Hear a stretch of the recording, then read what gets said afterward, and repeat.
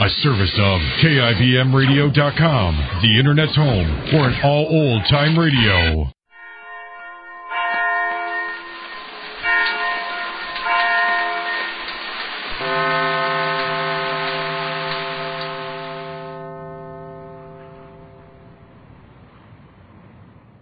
Lux presents Hollywood.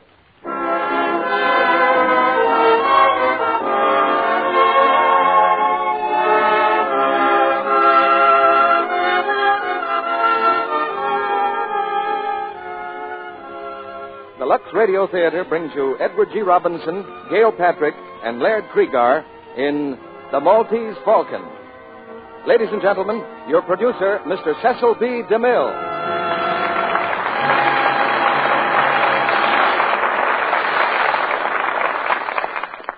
Greetings from Hollywood, ladies and gentlemen.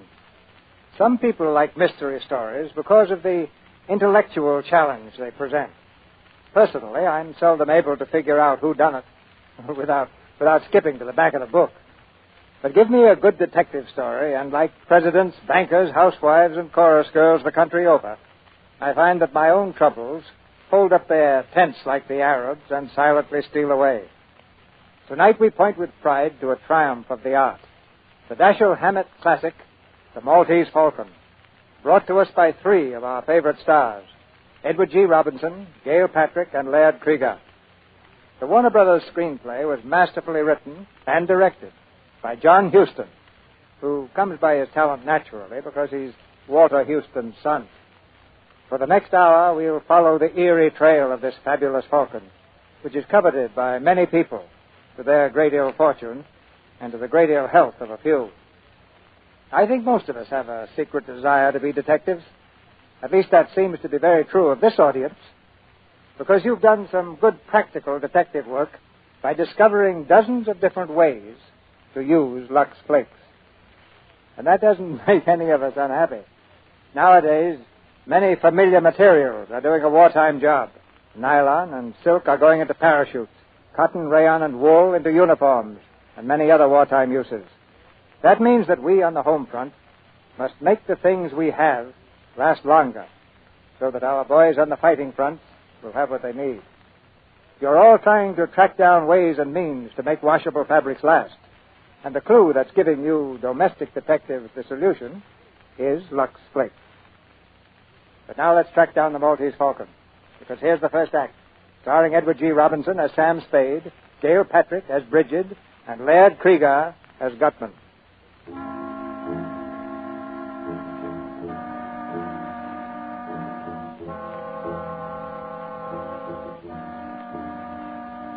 At 2 o'clock in the morning, the city of San Francisco lies sleeping under a blanket of fog. Along a lonely street, a man walks slowly, his footsteps ringing hollowly against the wet pavement. He passes a deserted alley and stops. The man turns and peers for a long time into the shadows. Suddenly, one of the shadows moves. The man stumbles backward. His hands reach out to shield his body.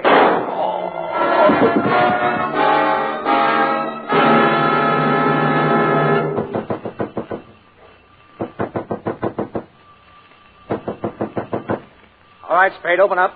We know you're in there, Spade. Come on. Who is it? It's Dundee and Polehouse. Want to speak to you. Come in, Lieutenant.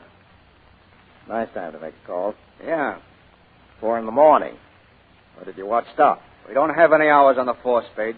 Got a couple of questions to ask you. Sure. Hi, Tom. Hello, Sam. What do you know about this killing, Spade? Very little. Archie was your partner, wasn't he? That's right. Spade and Archie, private detective.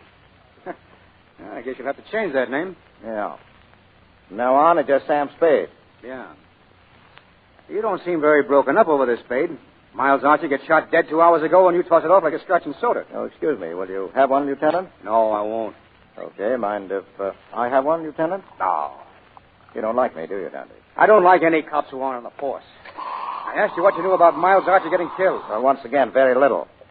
Your boys called me at 10 after 2.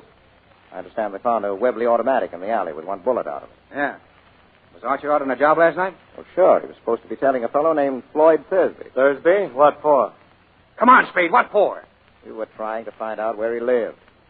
Spade, suppose you answer once without thinking so hard. I don't like this, Dundee. What are you sucking around for? Tell me to get out. I asked you why you were tailing Thursby. I wasn't. Miles was. For the swell reason that we had a client who was paying good United States money to have him tailed. Who's the client? Well, I'm sorry. I can't tell you that. Be reasonable, Sam. Give us a chance. How can we turn up anything on Miles' killing if you won't tell us what you've got? Okay. It was a girl who wanted us to tail Thursby. What girl? She came into the office yesterday afternoon. I didn't know who she was. Effie announced her about 3 o'clock. Said there was a girl to see me. A girl named Wanda.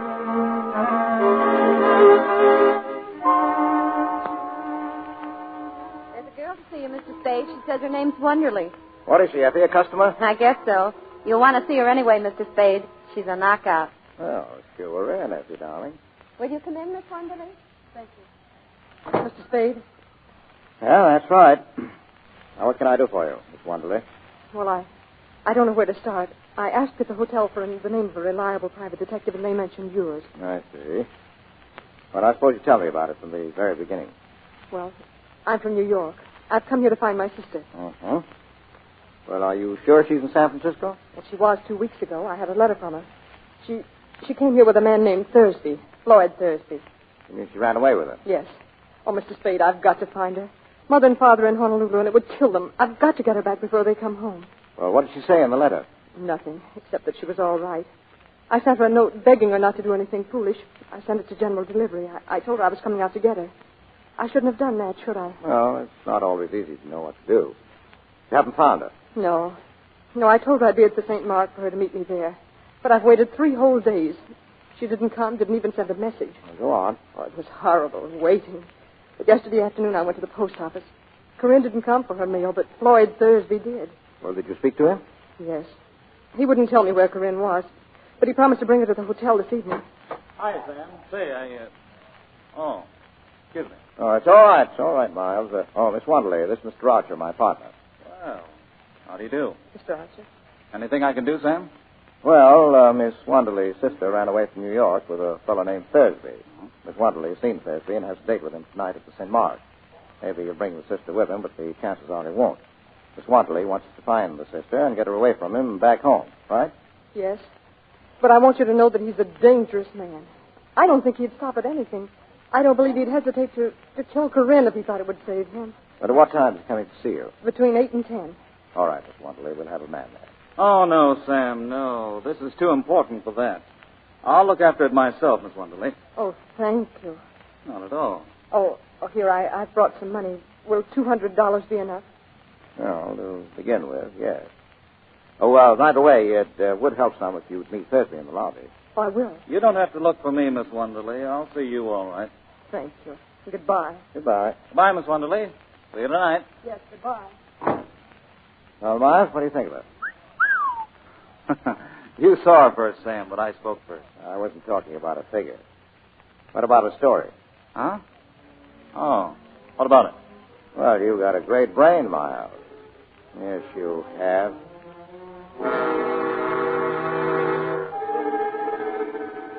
So Miles went out to tail Thursby last night, huh? Yeah. And Thursby shot him. Is that what you think? Well, that's what you think, Dundee. I don't know.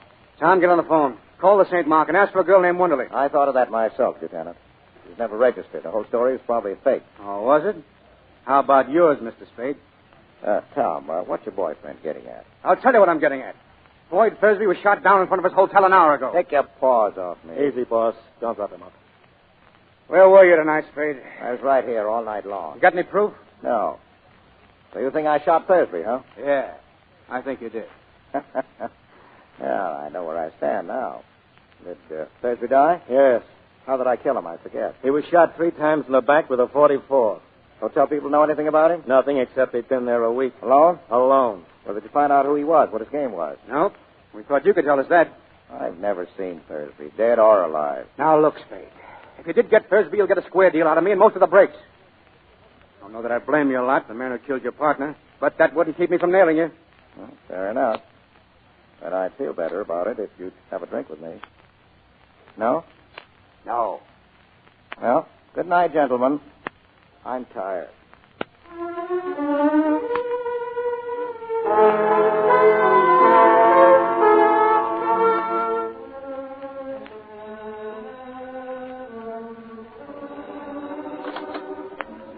Hello.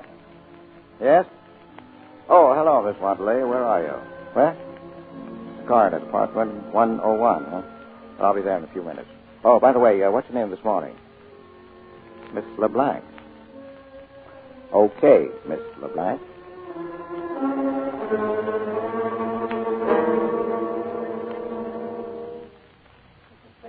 I have a terrible confession to make. Yeah?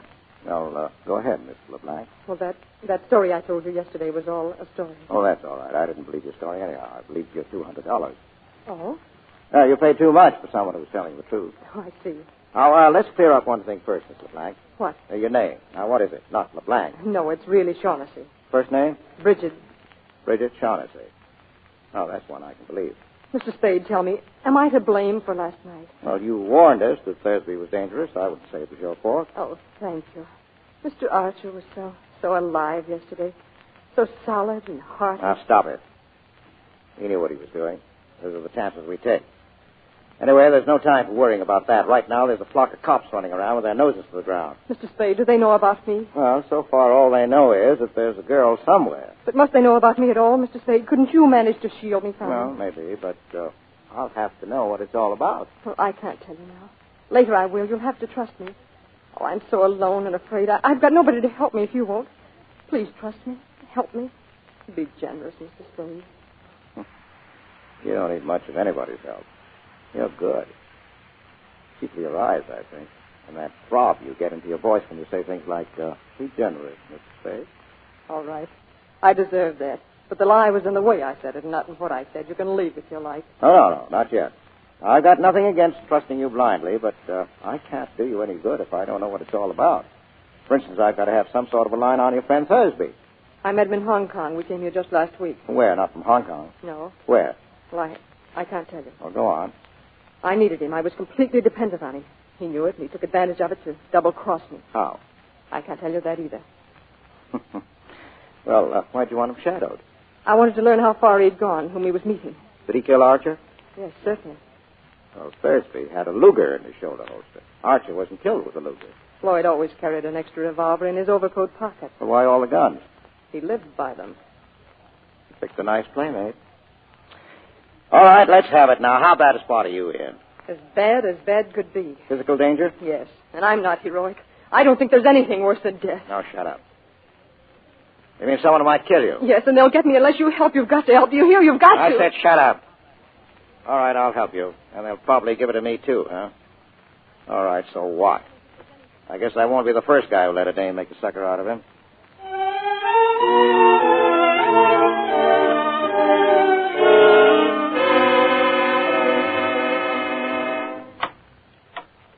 He's back again, Mr. Spade. Who, Effie? The fellow was here this morning. Here's his card. Joel Cairo. Is he a character? Mm-hmm. Foreign type. He smells like gardenia. Gardenia, huh? Well, shoot him in, Effie. Right. Will you come in, Mr. Cairo? You're very kind. Thank you. No, sit down, Mr. Cairo. Thank you. I'm Sam Spade. Something I can do for you, Mr. Cairo? Yes, thank you. But first, may a stranger offer condolences for your partner's unfortunate death? Thank you. And may I ask, Mr. Spade, if there is a certain relationship between that and the death of the man Thursby? May I ask that? No. I beg your pardon. Mr. Spade, I'm trying to recover an ornament that has been, shall we say, mislaid. I thought and hoped you could assist me. Yeah? The ornament is a statuette, the black figure of a bird. Yeah? And I'm prepared to pay on behalf of the figure's rightful owner the sum of $5,000 for its recovery and, what is the phrase? No questions will be asked. Well, $5,000 is a lot of money. Come in. Is there anything else for me, Mr. Spade? Oh, no. Good night, Effie. And lock the door when you go, will you? Good night. Yes, Mr. Cairo, $5,000 is a very... What do you think you're doing? I'm pointing a revolver at a spot directly between your eyes. You will please clasp your hands together at the back of your neck and do not move. I intend to search your office, and if you attempt to prevent me, I shall certainly shoot you. All right, go ahead. You will please stand. I shall make sure you are not armed. Certainly. All right, Mr. Cairo. Drop the gun, please. Drop it. Drop it, or do I twist your arm off the elbow? You, here. Take it. Yeah. Thanks. Now sit down over there and behave yourself. You have bruised me, Mr. Spade. Well, I'm sorry. I guess I got a little annoyed.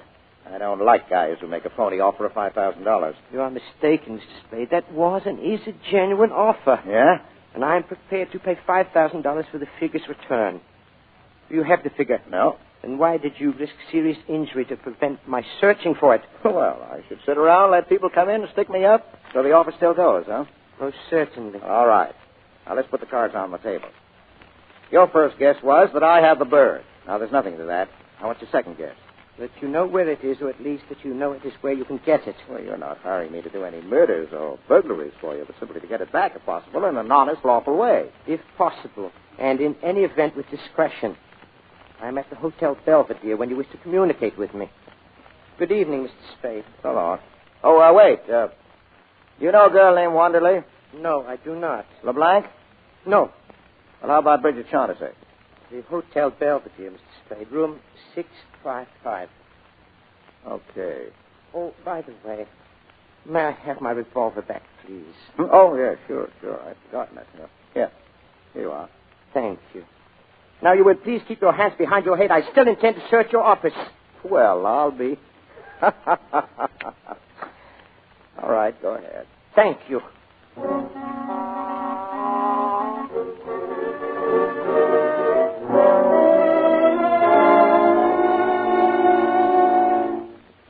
Come in, Mr. Spade. Do you have any news for me? Yeah, a little. I mean, did you manage it so that the police won't have to know about me? No, they won't. For a while, anyway. Oh. Well, you won't get into any trouble. You won't, Mr. Spade. Oh, I don't mind a reasonable amount of trouble. Do sit down, please. Do sit down, please. Now, look, you aren't exactly the sort of person you pretend to be, are you? I'm not sure I know what you mean. Well, schoolgirl manner, stammering, blushing, and all that. Because if you are, honey, we'll never get anyplace. Now, stop acting. All right, I'm sorry. Good. I saw Joel Kyra tonight. You know him? Only slightly. What did he say? About what? About me. Nothing. Well, what did he talk about? Well, he offered me $5,000 for the Black Bird. Oh, did he? And what did you say? Well, I said $5,000 is a lot of money. It is. It's a lot more than I could ever offer you if I must bid for your loyalty. Oh, that's good. Coming from you. Now, what have you given me besides $200? Have you given me any of your confidence, any of the truth? Can't you trust me a little longer? Well, how much is a little? What are you waiting for? Well, I must talk to Joel Cairo. Well, you can see him tonight. He can't come here. I can't let him know where I am. I'm afraid. Well, my place, then. What about it? All right. Your place. Good. But wait. You'll have to let me go about this in my own way. You mustn't interfere. Well, I'll just sit and listen while you talk over old times. You're a strange person. I like you. Yeah? Well, don't overdo it.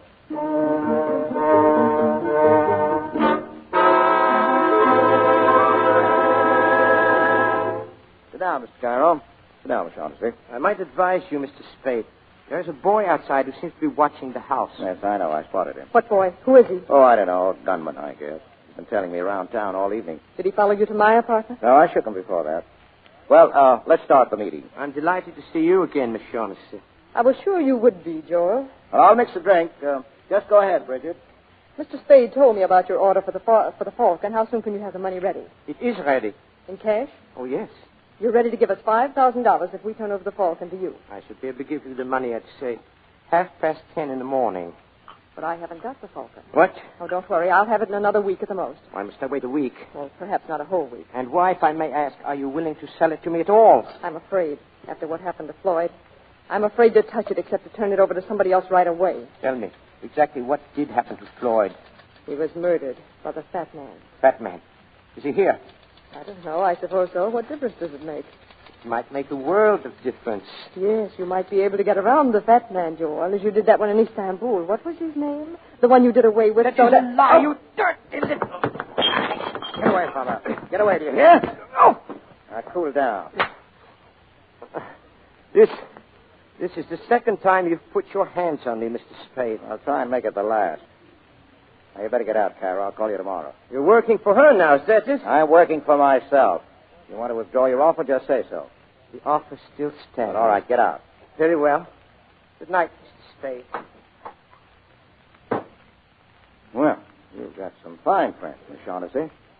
Do they always try to throttle you? I suppose I ought to thank you. You've had your talk with Cairo. Now you can talk to me. Well, it didn't work out the way I hoped. I'll have to go now. No, not until you've told me about it. Am I a prisoner? Maybe. Or maybe that kid outside hasn't gone home yet. Do you think he's still there? Likely. I'll stay. For a while, anyhow. Okay. Now, what's this bird, this falcon that everybody's all steamed up about? It's a black figure of a bird, a hawk or a falcon, about a foot high. Well, what makes it so important? I don't know. They wouldn't tell me. But they promised me $5,000 if I helped them get it from the man who had it. That was in Istanbul. Yes. Well, go ahead. That's all. They promised me the money to help them, and I did. And then we found out that Joel Cairo meant to desert us, taking the falcon with him and leaving Floyd and me nothing, so we did exactly that to Mr. Cairo. But then I wasn't any better off than before because Floyd hadn't any intention of keeping his promise to me about sharing equally. I learned that by the time we got here. What's the bird made of? Porcelain or black stone, I don't know. You're a liar. What? A liar. Yes, I am. I've always been a liar. Now, don't brag about it. Is there any truth at all in that yarn? Some. Not very much. All right. We've got all night before us. I'll put some coffee on and we'll try again. Oh, I'm so tired. I'm so tired of lying and thinking up lies and not knowing what is a lie and what's the truth. Don't ask me. Please don't. If there's any kindness in you at all. Now, what are you trying now? That's right. Turn on the beauty. Let your eyes get nice and starry. Put your arms around my neck and look pleadingly at me. Now, you're great. Do you think it's going to get you anyplace? Oh, I couldn't with you. No? Well, don't be so sure.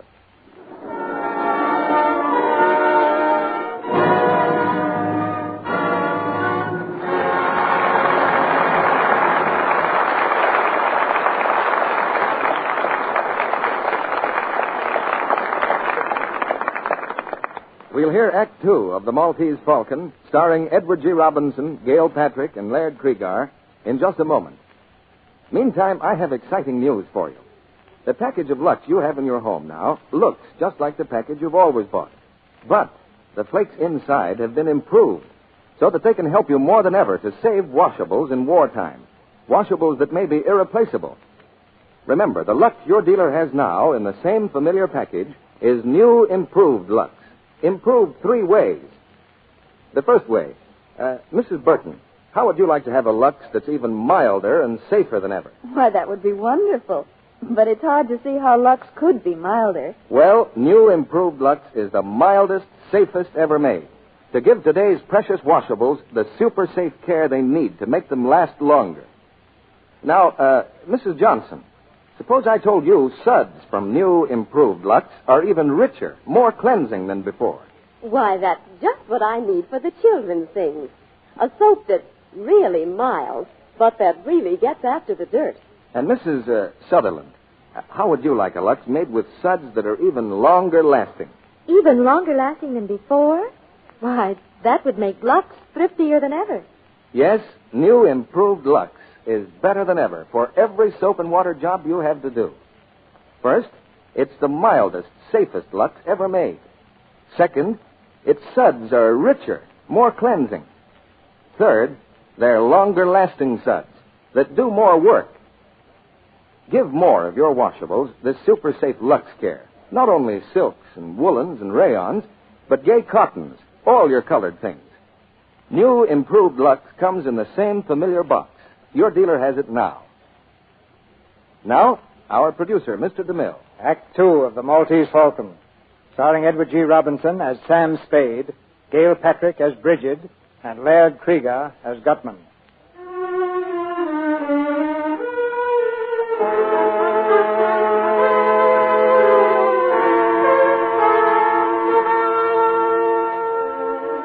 On the trail of the Black Falcon, Sam Spade has followed nothing but blind alleys.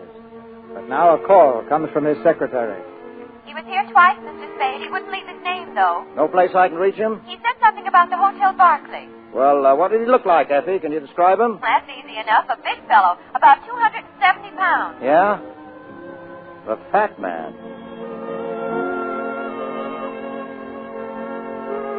In the lobby of the Hotel Barclay, Sam Spade watches for the fat man.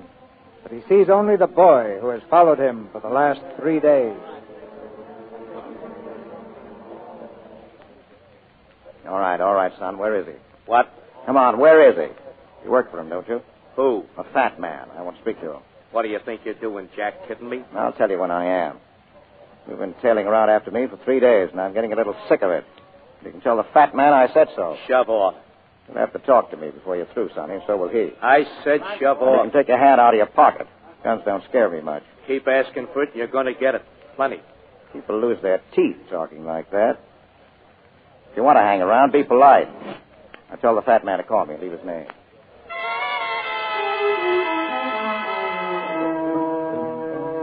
Hello, Mr. Spade. Mr. Gutman called. He says the boy gave him the message. Room 407, the Barclay, this afternoon at 3.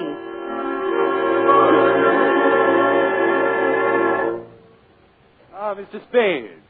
Delighted to see you, delighted. How do you do, Mr. Goodman? Sit down, my friend. We'll have a little drink. Well, I can't stay long. Sorry, I've got an appointment at the district attorney's office. So? It's interesting. Say when, Mr. Spade? Oh, I'll leave it to you. Excellent, excellent. I distrust a man who says when. If he's got to be careful not to drink too much, it's because he's not to be trusted when he does. You're a close-mouthed man, Mr. Spade. No, I like the talk. I enjoy it. Better and better. I distrust a close-mouthed man. He generally picks the wrong time to talk and says the wrong thing. Well, sir, we'll talk. That's well. Will we talk about the black bird? You're the man for me, sir. No beating about the bush, but right to the point. But first, sir, answer me a question. Are you here as Miss Shaughnessy's representative or Mr. Cairo? Well, there's nothing certain about it either way yet. It depends. But which will you represent? It will be one or the other. Not necessarily. Who else is there? Well, there's me. Ah, that's wonderful, sir. Wonderful. I do like a man who tells you right off that he's looking out for himself. Let's talk about the black bird. Let's. Mr. Spade, have you any conception of how much money can be got for that black bird? No. Well, sir, if I told you half, you'd call me a liar. No, not even if I thought so. You know what the bird is, of course. No, I don't. You don't? They didn't tell you that? Well, I know what it's supposed to look like, and I know the value in human life you people put on it. But Miss Shaughnessy didn't tell you what it is. And Cairo didn't either? They must know what it is. But do they? What is your impression, sir? Well, there isn't much to go by. Cairo wouldn't talk. The girl said she didn't know, but I took it for granted she was lying. Then they don't know. I am the only one in this whole wide, wonderful world who does. That's great. When you've told me, that'll make two of us. Mathematically, correct, sir. But I don't know for certain that I'm going to tell you. Now, don't be foolish. You know what it is. I know where it is. That's why I'm here. Well, sir, where is it? There, you see? I must tell things, but you refuse. That is hardly equitable, sir. No. I don't think we can do business along these lines. You don't, huh? Well, think again and think fast. I told that gunman of yours that you'd have to talk to me before you finished. Now, I'll tell you now that you'll do your talking today or you're through. Now, what are you wasting my time for? I can get along without you. Now, talk! Anything wrong, boss? Come in, Wilmer. Oh, yeah. Yeah, come in, Sonny. Keep your hand off your gun or I'll knock your ears down. Listen, you... Wilmer. Just stand over there, Wilmer. Excitable young man, Mr. Spade. Well, make up your mind, Gutman. While you're doing it, keep that gunsel away from me. I'll kill him. Mr. Spade, I must say you've a most violent temper. Well, think it over. You've got till 5:30. Then you're either in or out for keeps.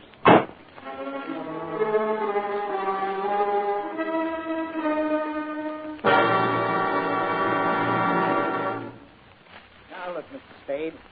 I've got a murder on. The boss is yelling for a conviction. We need your help. Now, perhaps you don't, but you could make an excellent guess. Well, my guess might be excellent or it might be crummy, but Mrs. Spade didn't raise any children dippy enough to make guesses in front of a district attorney and a stenographer. Mr. Spade, I wish you wouldn't regard this as a formal inquiry, and please don't think I have any belief in those theories that police seem to call. You see, they think you killed Thursday. Yeah? Well, what's your theory? Simple. Tell me who Archie was shadowing Thursday for, and I'll tell you the murder. Yeah, that's where you're wrong. Whether or not I'm wrong isn't for you to judge. I'm a sworn officer of the law, Mr. Spade. My duty I is... thought this was an informal talk. It is. Well, then but listen. The police think I'm mixed up in those, Kelly. Well, my best chance of clearing myself is to bring in the murderers all tied up. My only chance of ever tying them up is by keeping away from you and the cops, because you'd only gum up the work. Now, just a minute. And Mr. I don't Spade, want any more of these informal talks. If you want to see me again, pinch me or subpoena me or something, and I'll come down with my lawyer. See you at the inquest.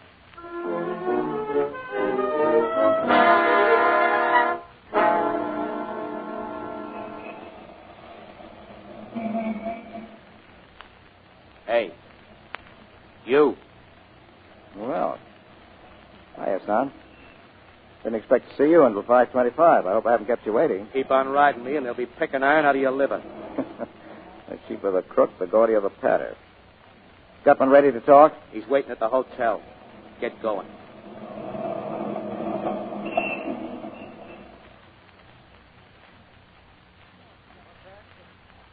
Oh, they're on their way up now? Thank you. Oh, hello, operator. I don't want to receive any calls for about an hour. Yes, thank you. Come on, get in, Sonny. Mr. Spade. Here, Gutman. Here's your gunman's six-shooter. Well, what's this? I took it away from him. I was afraid he might hurt himself. I'll get you, Spade. Someday I'll let you have it right in the face. Come on, get out of here. Wait outside, Wilma. By gad, sir, you're a chap worth knowing. An amazing character. Here, I've mixed a drink for you. Thanks. Oh, by the way, I owe you an apology. Oh, never mind that. Never mind. Let's talk about the bird. All right, sir, let's. Mr. Spade, this is going to be the most astounding thing you ever heard. Yeah? What do you know, sir, about the Knights of Rome? Nothing. Well, they were crusaders, Mr. Spade. In 1539, these crusading knights persuaded the Emperor Charles V to give them the island of Malta. Yeah? He made but one condition. They were to pay him each year the tribute of a falcon in acknowledgement that Malta was still under Spain. You follow me? Yeah, so far. Good. Well, sir, the knights were profoundly grateful to the Emperor for his generosity toward them. Uh-huh. The very first year, they sent him not an insignificant live bird, but a glorious golden falcon, encrusted from head to foot with the finest jewels in their coffers. Well, sir, what do you think of that? I don't know. These are facts. Historical facts. They sent this jeweled bird to Charles, who was then in Spain. But it never reached Spain. The famous Admiral of Buccaneers took the Knight's galley and the bird. In 1713, it turned up in Sicily. In 1840, it appeared in Paris. Oh. It had, by that time, acquired a coat of black enamel so that it looked like nothing more than a fairly interesting black statuette. Then in 1922, a Greek dealer named Charaleos found it in an obscure shop. No thickness of enamel could conceal value from his eyes. Drink up, sir. Yeah, go on. Well, sir, to hold it safe, Charaleos re-enameled the bird. Yeah? I got wind of his find, but when I arrived in Athens, I discovered that the bird was gone. And Charaleos murdered. That was over 20 years ago. Well, sir, it took me 20 years to locate that bird, but I did. I traced it to the home of a Russian general, one Kemidov, in Istanbul. I sent some agents to get it. Well, sir, they got it. And I haven't got it. Where's Kemidov? Oh, Kemidov? He died. Very suddenly. Yes. His heart. Was there a knife in it or a bullet? Your glass, sir? Thank you. Now, before we start to talk prices, how soon are you willing to produce the falcon? A couple of days. Now, that's quite satisfactory. Well, sir, here's to a fair bargain. Drink up. Well, now, what's your idea of a fair bargain? $25,000 when you deliver the falcon to me, and another $25,000 later on, or I'll give you 1/4 of what I realize on the falcon. That would amount to a vastly greater sum. Well, how much greater? Who knows? Shall I say 100,000? That would be the minimum. And what's the maximum? What would you say to 250,000? Well, then you think the dingus is worth $1 million, huh? At least. Well, that's a lot of dough. A lot of dough. Minimum, huh? And the maximum? And What's the matter, Mr. Spade? Are you feeling ill? I feel, what was in that drink? The drink? Oh, I drugged it. Yeah? You'll be unconscious very shortly, Mr. Spade. You'd better lie down. I wouldn't want you to fall. Well, that's very good. That's very... Oh, dear. Oh, Joel, come in. Is he unconscious? Yes. You know, he's a very interesting person, Joel. The kind of a man I enjoy dealing with.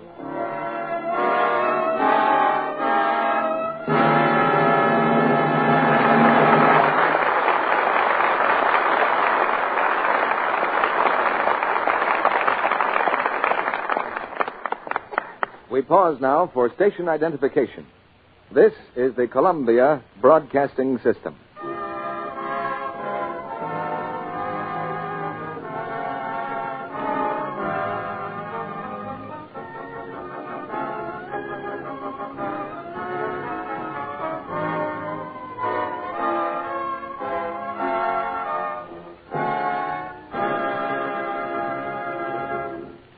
After a brief intermission, Edward G. Robinson, Gail Patrick, and Laird Kriegar will return in the third act of The Maltese Falcon. Now, here's a question for the women in our audience.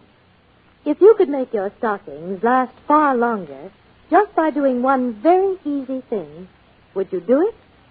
Of course you would. Then listen to this. Recent tests show how to cut down stocking runs over 50%. Yes, a famous laboratory, the United States Testing Company Incorporated, repeatedly washed rayon stockings different ways, then tested them on an almost human machine, a sort of mechanical leg that strains stockings the way you do in actual wear. Here's what they found. Washing with new, improved Lux cut down runs over 50%. Yes, the Lux stockings tested on the machine didn't go into runs nearly as easily as stockings washed with a strong soap or rubbed with cake soap. They lasted ever so much longer.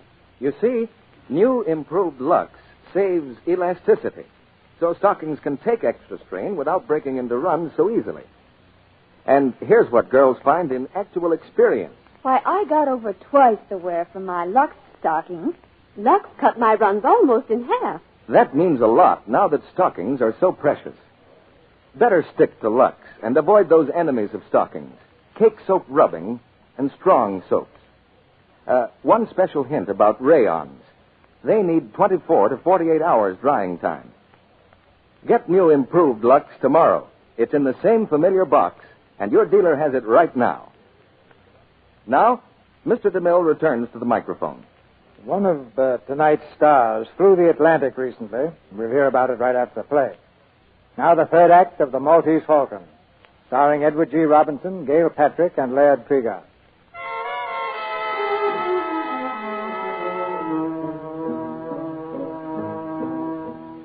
When Sam Spade woke up, he was alone in the hotel room. Pale and still shaking from the effects of the drug, he's gone to his office, where Effie stares at him in alarm. Mr. Spade, what happened to you? I wouldn't know. I went visiting this afternoon with red knockout drops and came through just a little while ago, all spread out on a man's floor. Who did it? A fat man. But why? Didn't have a chance to ask. Evidently he wanted to get me out of the way for something. But I don't get it. Hello? Yes? What? I can't hear you. Who is it? Give it to me again. Yes, I've got that. Captain who? Jacoby? Yes, Hello? Hello? She's gone. Who's gone? Who? It was the Shaughnessy girl. She wants you. Here's the address. 26 Ancho Street. She's in some kind of trouble, Mr. Spade. She was telling me something about a captain, a ship captain named Jacoby. And then something happened to her. What happened? I don't know. Like she was being choked. Listen, is that the outside door? I'll see. Yes? What do you...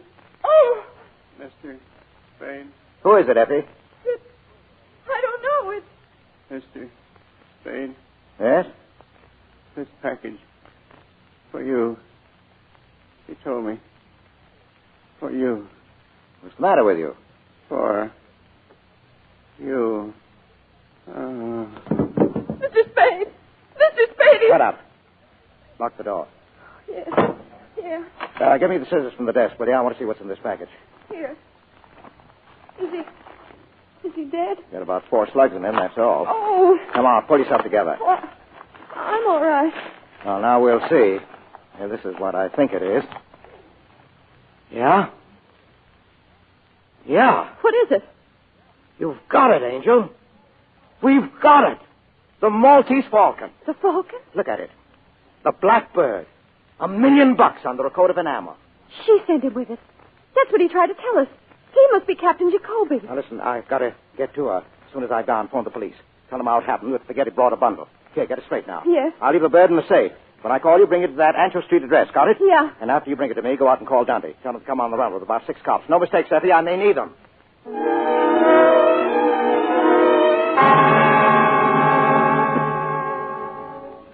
Just keep your hands up, Mr. Spade, and come in. Wilma, shut the door. Well, sir, we're all here, waiting for you. Now, let's sit down, Mr. Spade, and be comfortable.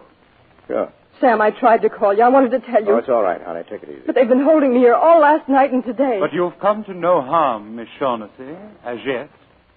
Oh, Mr. Spade, I believe you know Mr. Cairo. Yeah. How'd you do? And Wilma, of course. You carrying a rod? Let me see. Now, get away. You're not going to frisk me. Stand still. Put your paw on me, and I'm going to make you use that gun. Ask your boss if he wants me shut up before we talk. Sit down, Wilma. Mr. Spade, you're certainly a most headstrong individual.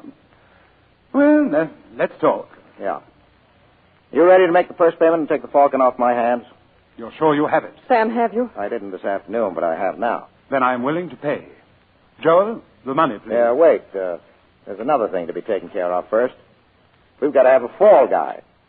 I beg your pardon? Well, the police have got to have a victim. Somebody they can stick for those 3 murders. 2. Only 2 murders, Mr. Spade. Thursby undoubtedly killed your partner. All right, 2. The point is, I've got to come through with somebody, a victim, when the time comes. If I don't, I'll be it. And whom do you recommend as this victim? Oh, well, I'm not fussy. How about giving him Wilma here? He'll do. Why, you... Get away, punk. By gad, Mr. Spade, you are a character. That's our best bet. If we turn him over, the cops will be happy. We'll be free as the air. Well, what do you think of this, Wilma? Mighty funny. Hmm? Yeah. Mighty funny.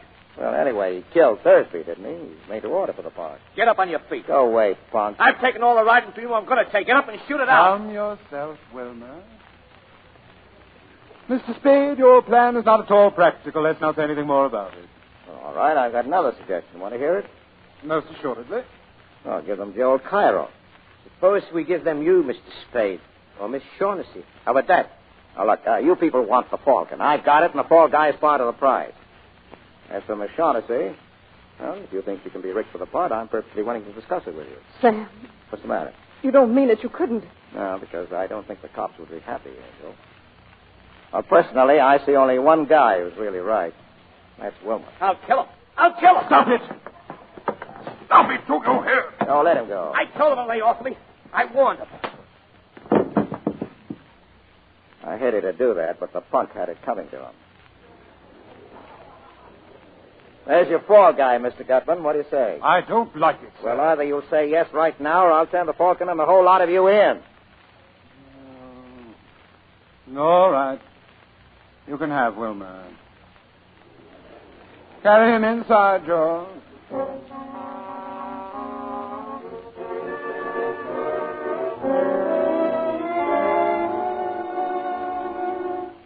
My secretary left an hour ago with the Falcon. She ought to be here in a few minutes. What about the money, Gutman? In a few minutes. When she gets here. Good enough. Now, let's get the details, Figg. Now, why did Wilma kill Thursby, and why and where did he shoot Captain Jacoby? Well, I shall be candid with you, sir. Thursby was Miss Shaughnessy's ally. We believed that disposing of him would frighten Miss Shaughnessy into patching up her differences with us. That sounds all right. Now, Jacoby. Captain Jacoby's death was entirely Miss Shaughnessy's fault. That's a lie. Well, tell me what happened. Cairo saw in the newspaper that Jacoby's ship was arriving. He remembered that Jacoby and Miss Shaughnessy had been seen together in Hong Kong.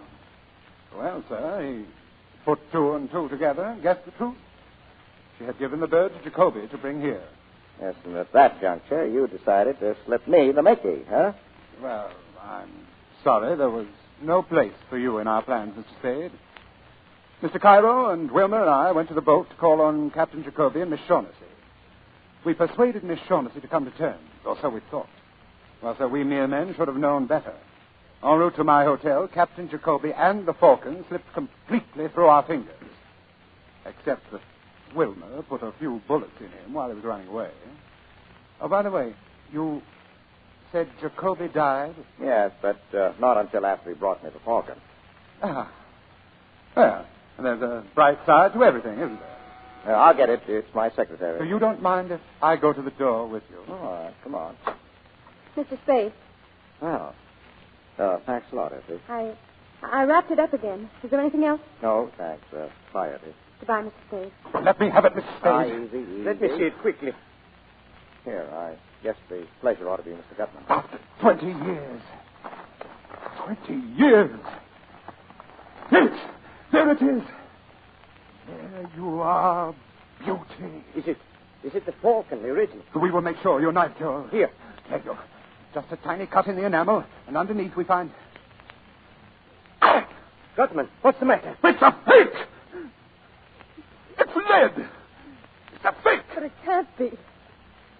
All right, Shaughnessy, you've had your little joke. Now tell us about it. But no, Sam, no. That's the one I got from Kemidorf, I swear. You bungled it, Gutman. You and your stupid attempt to buy it. Kemidorf caught on how valuable it was. He put a fake in its place. Yes, that is Kemidorf's hand. There's no doubt of it. Well, Joe, what do you suggest? Shall we stand here and shed tears and call each other names? Or shall we go to Istanbul? Istanbul?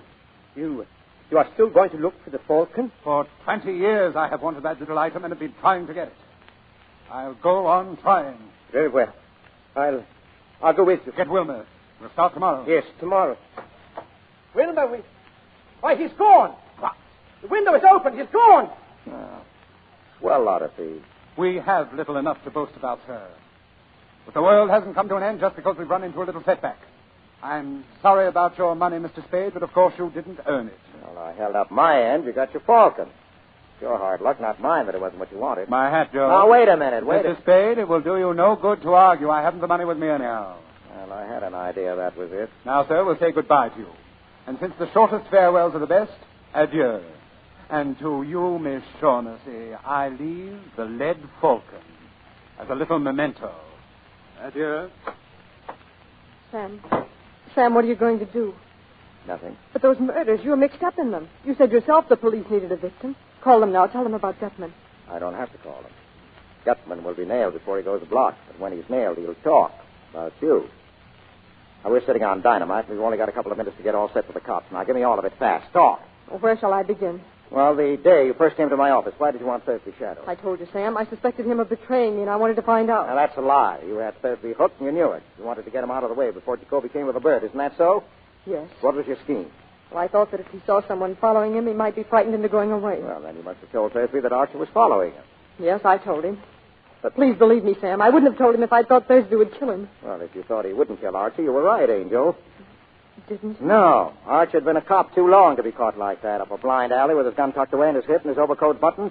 But he would have gone up there with you, Angel. He was just dumb enough for that. Sam. And then you could have stood as close to him as you liked in the dark and put a hole through him with a gun you'd gotten from Thursby that night. Don't talk to me like that, Sam. You know I didn't. Oh, shut up. This isn't the spot for the schoolgirl act. Why did you shoot him? Oh, I didn't mean to at first. I didn't really, but when I saw that Thursby couldn't be frightened, Oh, Sam, darling. Go on. When you found that Thursby didn't mean to tackle Archie, you borrowed the gun and did it yourself, right?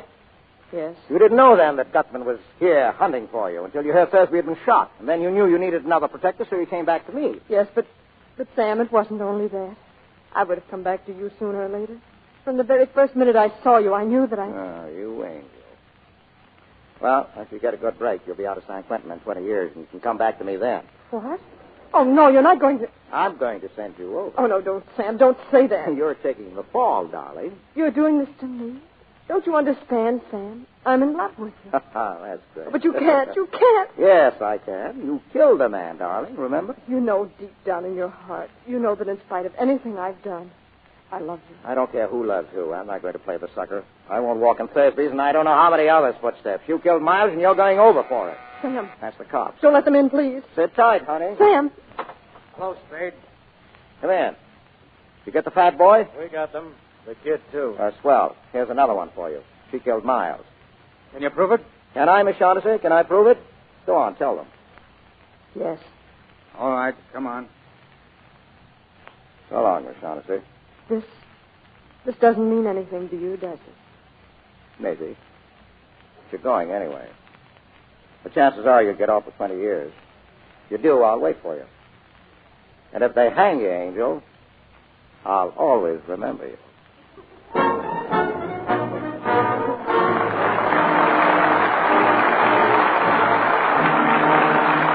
Our stars will return to the microphone in just a moment. But now, listen a minute. Ammunition for attack. Shells for defense against the enemy. Our boys must have these things to win the war. And you may be unknowingly throwing away material needed to help them win. Waste fats and greases from your kitchen contain glycerin, one of the things that goes into the making of explosives. No amount is too small to save. Think of it this way. One man doesn't make an army, yet together, millions of individual Americans make up the finest army in the world. If every American housewife turns in 1 pound of waste household fats a month, together, that will make 540 million pounds of smokeless powder a year. Now, here's what our government asks us to do. Strain waste fats and greases into a can. Any clean, smooth-edged can. Don't use glass or paper containers because they break or leak. The cans you use will be salvaged later. Keep the can in a cool place, and when it's full, take it to your local meat dealer. He'll pay you cash for each pound of fat. Try to do this early in the week when he's not so busy as weekends. Remember, only waste fats and oils are wanted, not anything you can use or reuse yourself. Every bit is precious. Save it carefully. Within 21 days of the time you turn it in to your butcher, it will be on its way to send your message to the Axis. Now, here's Mr. DeMille.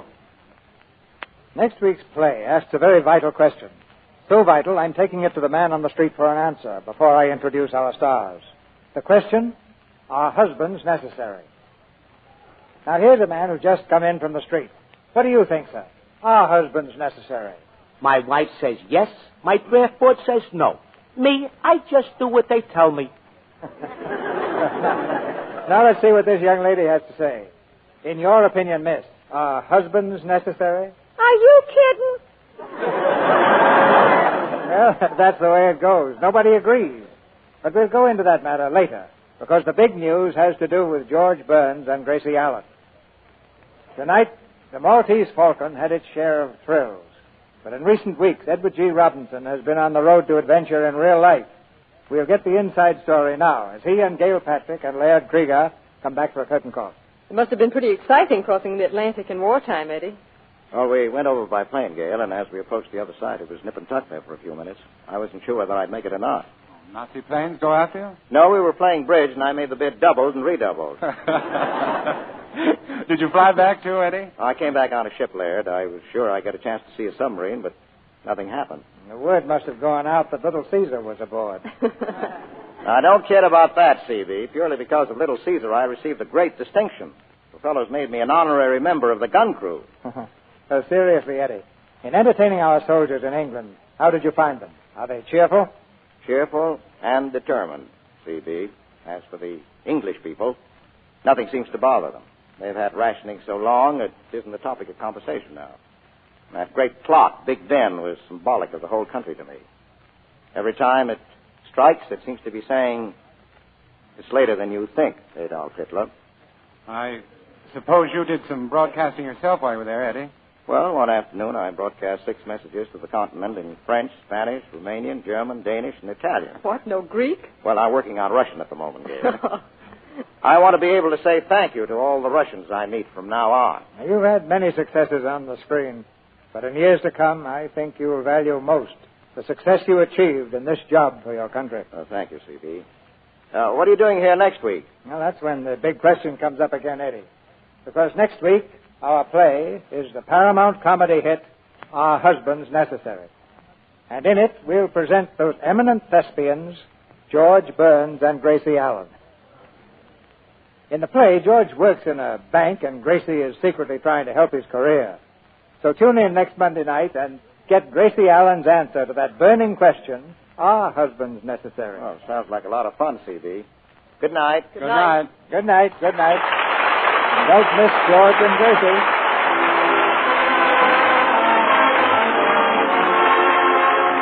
Our sponsors, the makers of Lux Flakes, join me in inviting you to be with us again next Monday night when the Lux Radio Theater presents George Burns and Gracie Allen in Are Husbands Necessary? This is Cecil B. DeMille saying good night to you from Hollywood.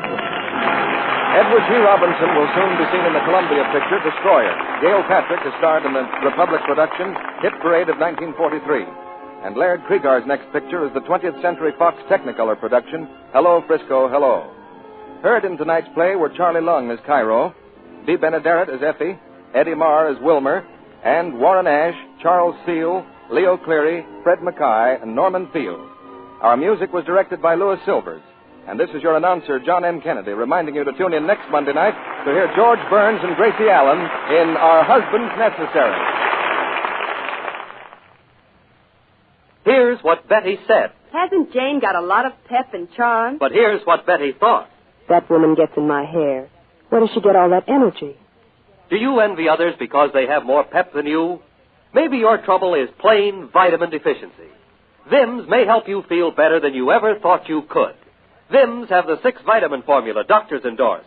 3 vital minerals also. Get that Vims feeling. It's VI for vitamins, double MS for minerals. Vims. This is the Columbia Broadcasting. The hair-raising adventures of Sam Spade, Detective. Brought to you by the makers of Wild Root Cream Oil for the hair.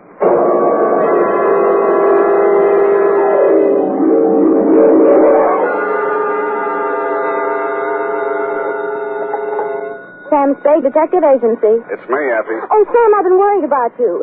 Sid Weiss was just on the phone, and he says digging up a corpse without a permit is against the law. It's all right, Effie. I just dug him up to say hello and put him back again. Oh, Sam. I'll be down in a couple of minutes to dictate my report, sweetheart. If I get lost on the way, you'll find me in City Hospital, the Psycho ward, 3rd straitjacket from the left.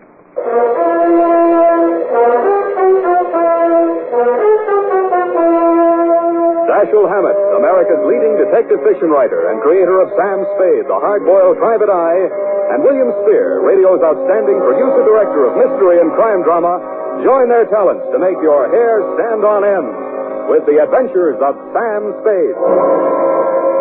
Presented each week by Wild Root Cream Oil, the non-alcoholic hair tonic that will put your hair back in place again, grooming it neatly, naturally, the way you want it. Fellows, if a girl can spend half an hour under a hot dryer in a beauty parlor to look her best for you, certainly you can spend half a minute sprucing up with Wild Root Cream Oil hair tonic to look your best for her. Now, that's all it takes, and Wild Root Cream Oil grooms your hair neatly and naturally, the way girls like to see it. Besides, it relieves dryness and removes loose dandruff. There's not a drop of alcohol in Wild Root Cream Oil. It contains lanolin. So get the big economy-size bottle at your drug or toilet goods counter. And now, Wild Root brings to the air the greatest private detective of them all in The Adventures of Sam Spade.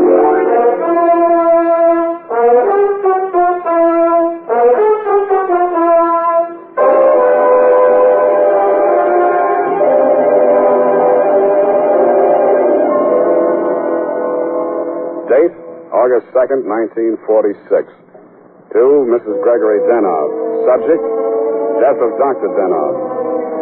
I was sitting in my office with nothing to think about except a horse named Corkscrew Jr. My secretary, Effie Perrine, came in and said there was someone outside. I didn't look up from the dope sheet, so she said it again. Someone outside, Sam. What's he look like? Blue double-breasted custom-made suit, Count of Mara tie, hand-tailored shirt, English shoes, hand-trimmed Van Dyke. Get me a blank check and send him in. Okay, Sam. Please come in. Mr. Spade will see you now, sir. Thank you. You are Mr. Spade, Sam Spade. What can I do for you? I'm Dr. Gregory Denov, a psychoanalyst. I need your help. Lie down, doctor, and tell me all about it. I see you might also be noted for your sense of humor as well as your discretion. Who told you I was discreet? A man named Nicolaitis. Well, you tell Nicolaitis I think he's cute, too. What else does he say about me? That I can trust you with $10,000. Oh. Is this Mr. Nicolaitis one of your patients? No, he isn't. As a matter of fact, he's gotten possession of some private records of mine. Well, it's rather involved. Nicolaitis is shaking you down, and he picked me as the middleman. Is that it? This is not an ordinary case of blackmail. Blackmail is blackmail, even if you do it in Technicolor. Well, as you may know, a psychoanalyst keeps a faithful transcript, a detailed record of everything a patient says during consultation, no matter how intimate or shocking. Yeah? This man, Nicolaitis, has managed to gain possession of a copy of one of these case histories. The patient is a very celebrated person, and should this material be divulged, it may have very serious consequences of both my patient and for me. Doctor, your best bet's the San Francisco Police Department. No, that's out of the question. Then I'm afraid I can't help you. Why not? Nicolaitis said... I'm a private detective. When I take on a client, I take on his troubles. My job is to protect him, not to stand by and see him milked. If you want to hire me on that basis, I'll listen. Oh, I'm so tired. I must trust somebody. What can you do for me, Mr. Spade? Write me out a check for $1,000. Got a pen? Yeah. All right. You see, Nicolaitis figures that if I'm getting a cut, I'll have to keep my mouth shut. I'll spend it all the same. Here you are. Thanks. Now, what was the last thing Nicolaitis told you? That he would pick up the $10,000 here and deliver to you this file in question. Can you reach him? Yes. Call him. Tell him you've seen me. Tell him I won't do that kind of business in my office. Tell him to come to your house. I'll be there. What if he refuses? He won't. Tell him I have the whole 10,000. What time? How about in an hour? No, I'm sorry. We'll have to make it around 3 or... Oh, goodness, I'm late now. I really... That's a beautiful watch, Mr. Denov. Yes. Foreign? Yes. Can I see it? My watch? Why, really, Mr. Spade, I'm very late. I have so many things to do, and I have to be at the Majestic Theater well before the matinee starts at 2:30. Are you going to see me at 3 o'clock if you're going to the theater? Oh, I'm not going to stay for the performance. Well, Mr. Spade, till 3 o'clock then. Oh, my office is in my apartment. The address is here on my card. It's the penthouse. Penthouse, huh? Okay, doctor, I'll come formal. I'll wear the top to my bathing suit.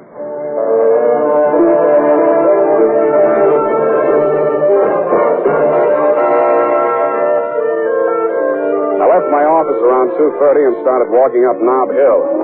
The Versailles Apartments, where Denov's place was, took up the whole 300th block, so I didn't have any trouble finding it. I stopped across the street for a minute to get my breath after the uphill climb, mopped my face, and started across. Just as I got to the middle of the street...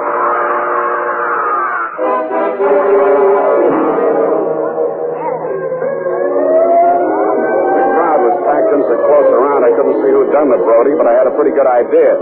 The cops had the sidewalk roped off and guards posted at the building entrance. It took me maybe 20 minutes to elbow my way through and show my credentials. Sergeant Levine had the front door, so they let me in. Lieutenant Dundee of Homicide met me at the door of the penthouse. Hiya, Sam. What do you want? I want to see Dr. Denov. The doctor's dead. Dead? Yeah. He's my client. They can't do this to me. How? Hit a Brody out the window. What are you here for? To see his wife. Okay with you? Why not? She's inside. Thanks. Stand please. With all due respect for your grief, I must have the keys to the cabinet where Gregory kept his confidential files. You realize that you wished me to take charge of his patients and that I am responsible. All this police and so on. Oh, we must get those files out of here as soon as possible. Yes? My name is Spade. I am Dr. Zoya. I was poor Dr. Denov's oldest friend. If there's anything I'd like to see you, Mrs. Denov, alone. But you police have already asked us so many questions. You see, she's not in the... I'm not with the police. I'm a private detective. I was working for Dr. Denov. A private detective? He was in trouble, you see. You see, Dr. Sawyer, the police won't believe me. Mr. Spade, you'll tell them. You'll tell them he didn't commit suicide. Well, Mrs. Denov, I guess that takes care of everything here. It's clearly suicide. Oh, idiot. Blind, stupid idiot. Suicide. My husband, he treated suicide. He would never... No, please. It will be all right, my dear. I'm sorry. She's hysterical. Yeah. If I had the time, I would... Tell them. Please, Mrs. Denov. The undertaker has been arranged for a burial at 7 o'clock, Base Israel Cemetery. Now, please, the key to Gregory's file. Here, take it and go. Go ahead, all of you. Okay, we'll call you later. No, I'm so sorry, gentlemen. This hysteria is simply traumatic condition. If I only had the time. Who can I turn to? Who will help me? You think it's pleasant? You think my husband would rest if they said I committed suicide? What shall I do? What shall I do? What shall I do? Oh, Dr. Zoya didn't have the time, neither have I. You think it's murder? Who do you think killed your husband? name someone? That's a very serious charge, Mr. Spade. Goodbye, Mrs. Denhoff. Constance Brent. You mean Constance Brent, the actress? Yes. She was his last patient this morning. She had threatened to kill him before. How do you know? My husband said so. Do you? And he'd written it down on his notes on her case. Once before, she'd almost pushed him from that same window. How about your husband and Miss Brent? Oh, I knew she was falling in love with my husband. That always happens. They call it a transference. But in this Your case... husband told me Miss Brent was acting in a play this afternoon over at the Majestic. Yes, Midsummer Night's Dream. But she was here. I know she was here. Miss Ray, the receptionist, was coming back from lunch when she heard voices arguing inside. And she was sure it was Miss Brent's voice. Show me the doctor's case history on Miss Brent. I can't. It's missing. As soon as it happened, I went to the files. I meant to show it to the police. Who could have taken it? Constance Brent was the last one in that room before he died. Yeah. When did you see Nicolaitis last? Nick who? Skip it. But where can I reach you in case... For the next couple of hours, I'll be at the Majestic Theater. I want to see how good an actress this Constance Brent is.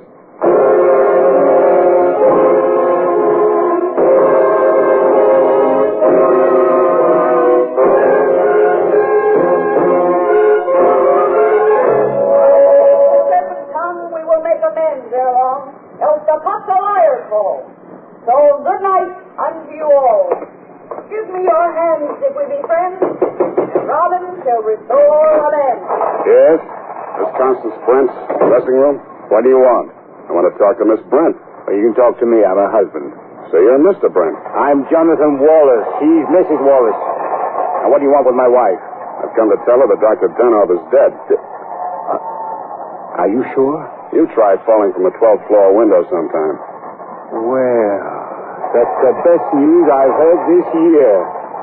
But I'm afraid it will be a shock for Constance. Maybe, maybe not. She was the last person to see him alive, as far as anybody can make out. Are you from the police? No, I'm from the insurance company. Claims investigator. What do you want to see Constance for? The policy wasn't made out to her, was it? No, made out to his widow. But she can't collect. Police say it was suicide. That settles it. This is the last time I play pretend. Stand around while Puck talks his head off. Who is this person? Darling, I'm afraid this is going to be a shock. This man is from an insurance company. Dr. Denov is dead. Oh, what a pity. What happened? The police say he jumped. His wife says he was pushed. She also says that you, Miss Brent, might have been the pusher. Oh, now really, it's too absurd. It sounds like a wife. What time did your play start this afternoon, Miss Brent? Nothing later 2:30, always. Always. And the late lamented Dr. Denov jumped at 3 o'clock. I didn't say he did. Doesn't this news, shock you? But of course. Do you think good psychoanalysts are easy to find? Looks like your next doctor will have to start from scratch. Your case history seems to be missing from Dr. Denov's files. Missing? No. What is it? Has a man named Nicolaitis been in touch with you? I've never heard of him. Chances are you will. Does he have Dr. Denov's notes on my case? Could be. This is frightful. Hot reading, huh? You seem to know this person, Nicolaitis. Get that file for me, and I'll pay you well for it. Just a minute, my lovely Titania. We don't know who this man really is. He might even be Nicolaitis himself. Let me see your company credentials. Now, what do you know? Somebody picked my pocket. My wallet's gone. I thought so. All right, you tell me who you are. I'll call the police. Oh, no, Jonathan, no police. Let's get off the merry-go-round. My name is Spade. You'll find me in the phone book under S. My office is open until 6 o'clock. And if a man answers, don't hang up. It'll be me.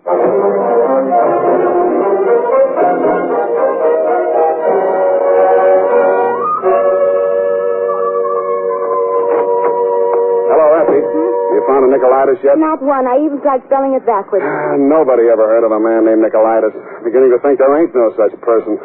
Pardon me, do I hear my name mentioned? I'm Nicolaitis.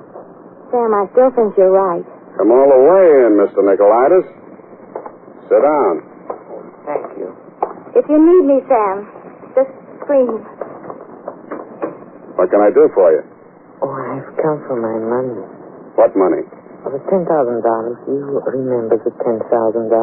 Refresh my memory. Oh, Dr. Denhoff, the gentleman who visited you this morning? Oh, that $10,000. Oh, you see, you remember now. Yeah, it all comes back to me now. You were supposed to deliver something for the money. Since Dr. Denhoff is dead, that is no longer important. You will give me the money, please, and I will not disturb your afternoon any further. Suppose I refuse? Oh, that would grieve me. In my grief, there's no telling what I might do. Dr. Denhoff's dead. There's nothing more you can do to hurt him.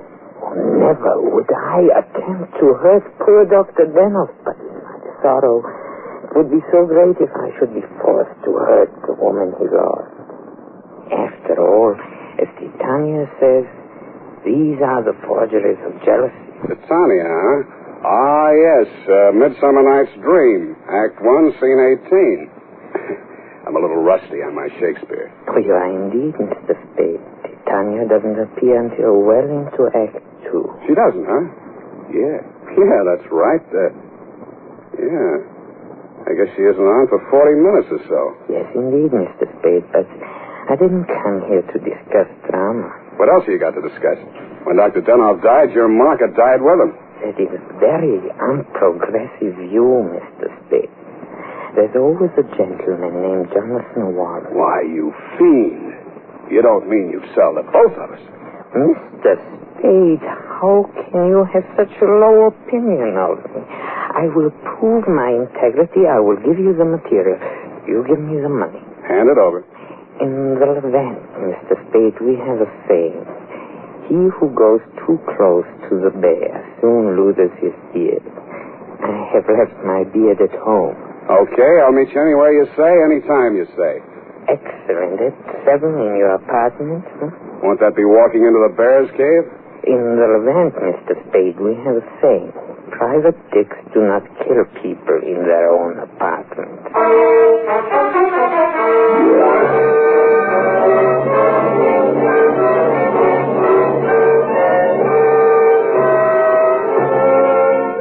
It was then 6 p.m. I called Effie for messages. She told me that you had been phoning frantically, Mrs. Denhoff. I still had maybe 30 minutes before Nicolaitis was due at my apartment, so I breezed on up to your place on the hill. We had a very interesting chat. Remember, Mrs. Denhoff? Looking back on it, that was probably the most interesting conversation we had. Funny, I can't remember much of anything you said, but it was so cozy there in your place. And what with your clock being about 20 minutes slow, it must have been something like 7:30 before I left you. I grabbed a cab and told the hacky to step on it. I hoped Nicolaitis was still waiting at my apartment. He was.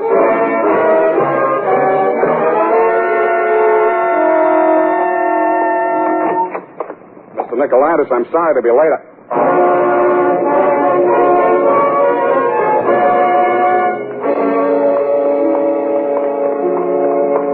He was lying on my bathroom floor. The little guy was looking just about as natty as when he'd been in my office, except that the beautiful silk scarf he'd been wearing was twisted into a tight noose around his neck. Mr. Nicolaitis was a very dead blackmailer.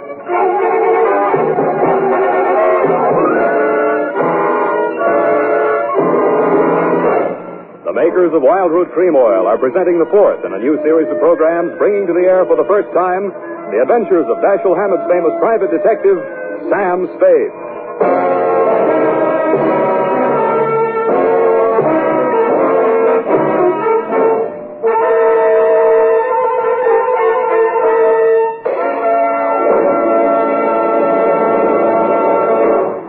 Men, at the racetrack, the man who has something better than a mere hunch is said to have it straight from the horse. Of course, that's a humorous expression, but it shows how to get facts. Go straight to the real source of information. And that's why we went straight to hundreds of men in metropolitan New York to find out what men really want in a hair tonic. And their answers show that Wild Root Cream Oil has all 5 advantages chosen by this impartial consumer jury of men. 1, Wild Root Cream Oil grooms your hair neatly and naturally, never leaves it sticky or greasy. 2, Wild Root Cream Oil relieves annoying dryness. 3, it removes loose dandruff. 4, it's non-alcoholic. And 5, it contains soothing lanolin. Remember, no other leading hair tonic gives you all 5 of these important advantages. Is it any wonder that 4 out of 5 users in a nationwide test preferred Wild Root Cream Oil to all other hair tonics they'd tried? So next time you visit your barber, ask for Wild Root Cream Oil and get the big economy-size bottle of Wild Root Cream Oil at your drug or toilet goods counter.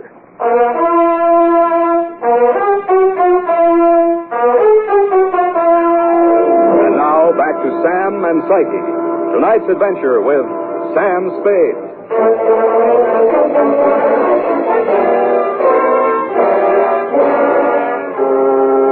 His eyes were open, and he seemed to be looking right at me as I bent over him. The finger marks in his throat were too blotchy to be of any use.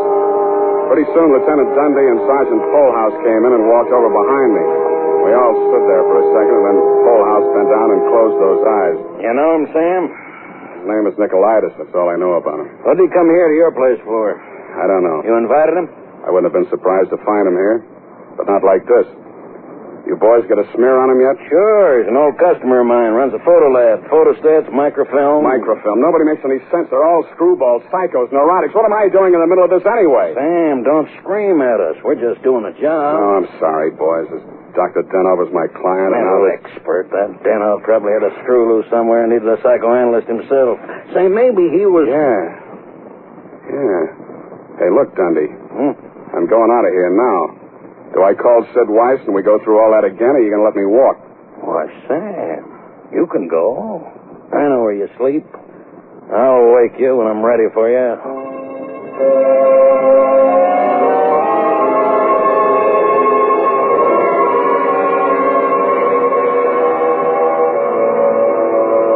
Well, Mr. Spade? I want some answers, Dr. Zoya, and you're the guy who can give them to me. I'm listening. Just let the questions flow into your mind and do not try to repress any of them. Speak instantly, whatever... Okay, question number 1, without thinking. Do you think Dr. Denov was a suicide? Well, I had not seen Dr. Denov for many years. He had been my student in Vienna. I was his analyst, in fact. That's all very interesting, Doctor, but my question... Yes. Did poor Dr. Denov commit suicide? I have reviewed all the material, manifest and hypothetical, and I came to the conclusion, no, it was quite impossible. You see, these paranoid Okay, question number 2. Was Dr. Denov in love with Constance Brent? I suppose I can now answer that question. When I arrived in San Francisco, I found him in great distress. He told me he feared he was losing his objectivity towards this patient. In other words, he was in love with her? Yes. You think she might have murdered him? All psychoanalytical subjects develop aggressive feelings toward the doctor. Nearly all of my patients have threatened me at one time or another. You don't say. Tell me, Dr. Zoya, you know anything about Jonathan Wallace, Miss Brent's husband? A violent type, almost psychotic. Yeah? How about you, Dr. Zoya? Could you have done it? That is a most interesting question, Mr. Spade. When I arrived here from Vienna without funds, dependent on the kindness of my former students, I must confess that I felt a certain antagonism. It disturbed me to realize that a man of my standing in the profession should be dependent on the goodwill of a younger and, I sincerely believe, less gifted man. However, I overcame this, and I didn't kill him. Yeah. Well, Doctor, thanks a lot. Oh, people. Truly a life study. There is no accounting.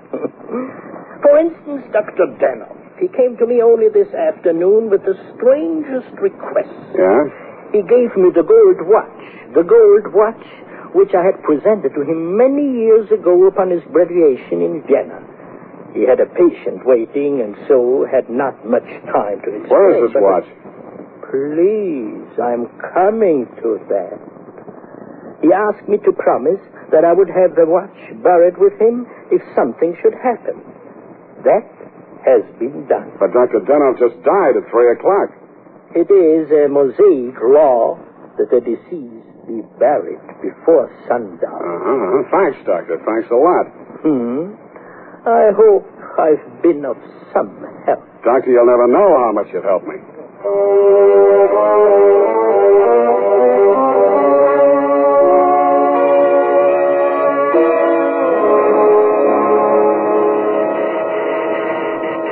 Who is it? Spade. Oh, what's happened? I think I got the answers, Mrs. Denoff. That file on Constance Brent.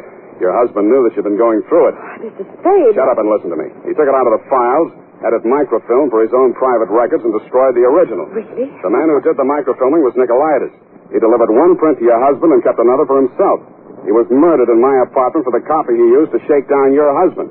The killer now has that copy, if it hasn't already been destroyed. But we can still put our hands on the first strip of microfilm, which is delivered to your husband. This is astonishing. How? It's in the gold watch, which was buried with him.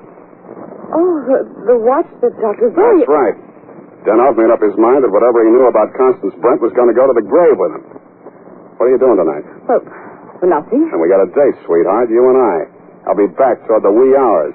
All paths lead to the grave. Ophelia, Act 6. Gregory's grave?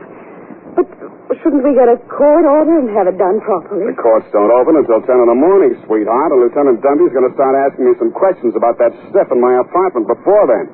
You see, baby, I can't wait.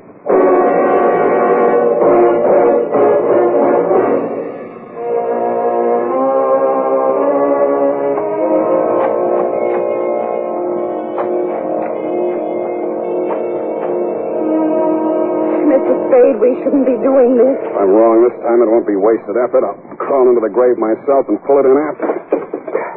Here. I struck it. Give me that crowbar, Mrs. Denoff, quick. Oh, dear. Oh, dear.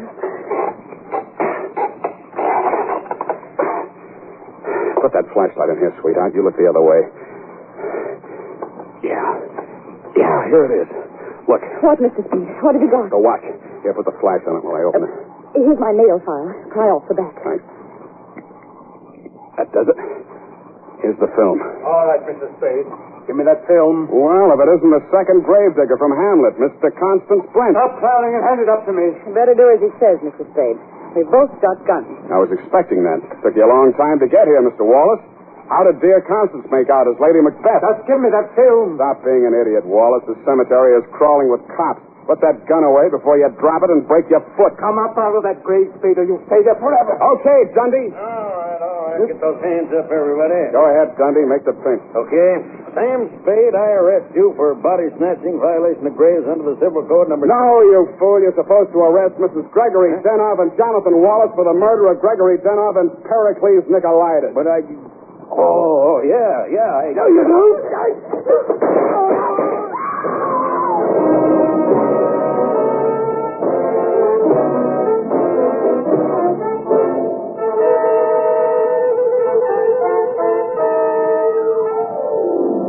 Smart of you, Mrs. Denoff, to make me late for my appointment with Nicolaitis. You did that so that Wallace could nail him in my apartment for the microfilm. You thought you could use that film to pin Denoff's murder on Constance Brent. But after your late husband caught you tampering with his files, he added a few well-chosen words to it so that the film put the finger on you and your boyfriend, Mr. Wallace, in case anything happened to the doctor. So Wallace had to kill Nicolaitis. You weren't smart to push your husband out the window. That looked like suicide. You might have gotten away with it, Mrs. Denov, if you'd bashed your husband's head in with a bottle. That reminds me, Effie, pour me a drink. Is that all? Sign it, put a special delivery on it, and send it care of the matron to Hatchepee Prison. Go on, have one yourself. Oh, thank you. Here's how. You'll get used to it. Good night, Sam. Good night, sweetheart.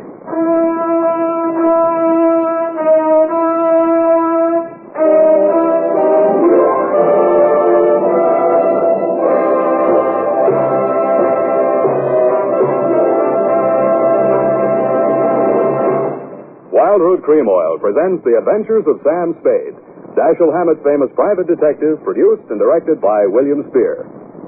Then, on these warm August days, the sun beats down on your hair, may leave it looking dry and brittle. That's why, now especially, you need Wild Root Cream Oil. This grand non-alcoholic hair tonic has just what it takes for summer grooming. It contains lanolin, the soothing oil that's so much like the oil of your skin. Wild Root Cream Oil keeps your hair neatly in place, gives it the handsome, successful look that helps you get ahead on the job. And Wild Root Cream Oil removes loose, ugly dandruff and actually relieves annoying dryness. So tonight, take the famous FM test. Check your scalp. Signs of dryness or loose dandruff tell you need Wild Root Cream Oil right away. Sam Spade is played by Howard Duff. Fred Hessler was Dr. Zoya. Lorene Tuttle is Effie. Don't forget, next Friday, the three masters of the art of hair-raising, Dashiell Hammett, William Spear, and Wild Root Cream Oil, join forces to bring you another hair-raising adventure with Sam Spade. Smart girls use Wild Root Cream Oil, too, for quick, good grooming and to relieve dryness between permanents. Mothers say it's grand for training children's hair. Dick Joy speaking. This is ABC, the American Broadcasting Company. Suspense. Tonight, Roma Wines bring you Robert Taylor in The House in Cypress Canyon. A suspense play produced, edited, and directed for Roma Wines by William Spear. Suspense, radio's outstanding theater of thrills, is presented for your enjoyment by Roma Wines. That's R-O-M-A, Roma Wines. Those better-tasting California wines enjoyed by more Americans than any other wine. Yes, right now, a glassful would be very pleasant, as Roma Wines bring you Robert Taylor in a remarkable tale of suspense.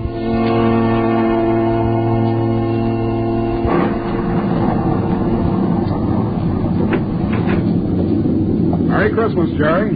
How's the real estate business? Kind of early with your greeting, aren't you, Sam? Well, I got to get them in sometime. I may not see you again until next Christmas. If this real estate racket gets any crazy, I'll be dead by next Christmas. I'm glad you could get up here, though, Sam. What's on your mind, Jerry? You'll probably shoot me when you hear it, Sam, because I'm probably nuts. But doggone it, you're a detective and you're my pal, and I just had to tell somebody. Oh, you sound like it's serious. That's just it. I don't know what it is, Sam, but... Now, listen, you know we're agents for a group of houses up in Cypress Canyon. Mm-hmm. Those places that were started before the war and never got finished. Oh, yeah. All they got in were the foundations, just concrete and a couple of beams. Well, they've been finished now. In fact, I'm putting up for rent on the last of them today. Well, what do you want? Police protection from the mob?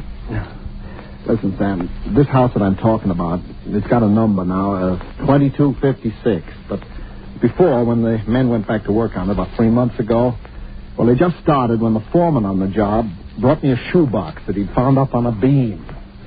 And this box had a manuscript in it, a story kind of, all written out. Yeah. Well, he gave me the thing. I read it.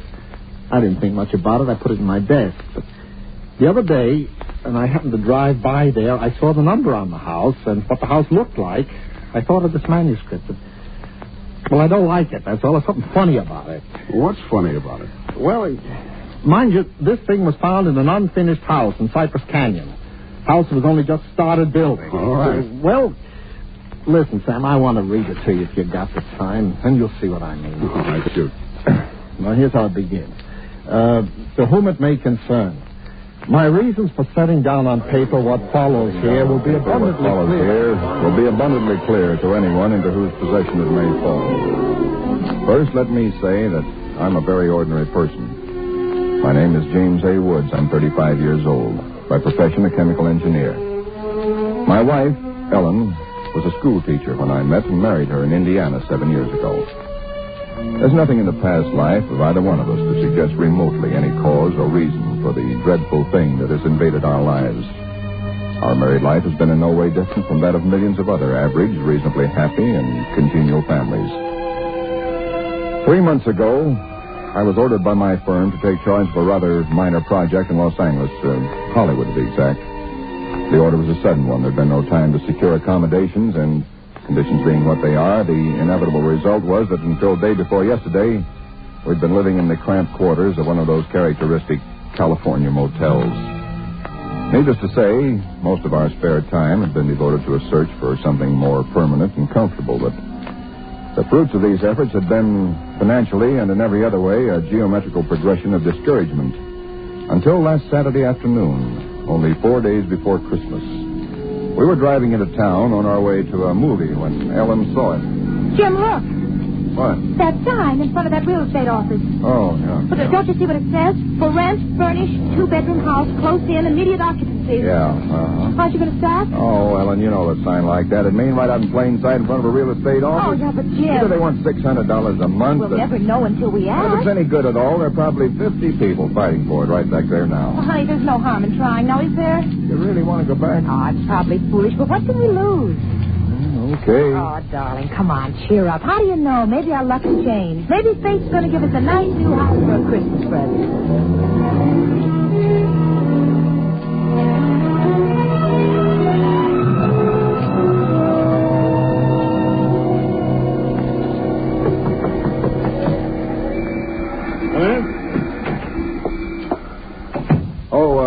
We're sorry to bother you, but we just happened to see that for rent sign outside. Oh, yeah. I hung it outside just this minute.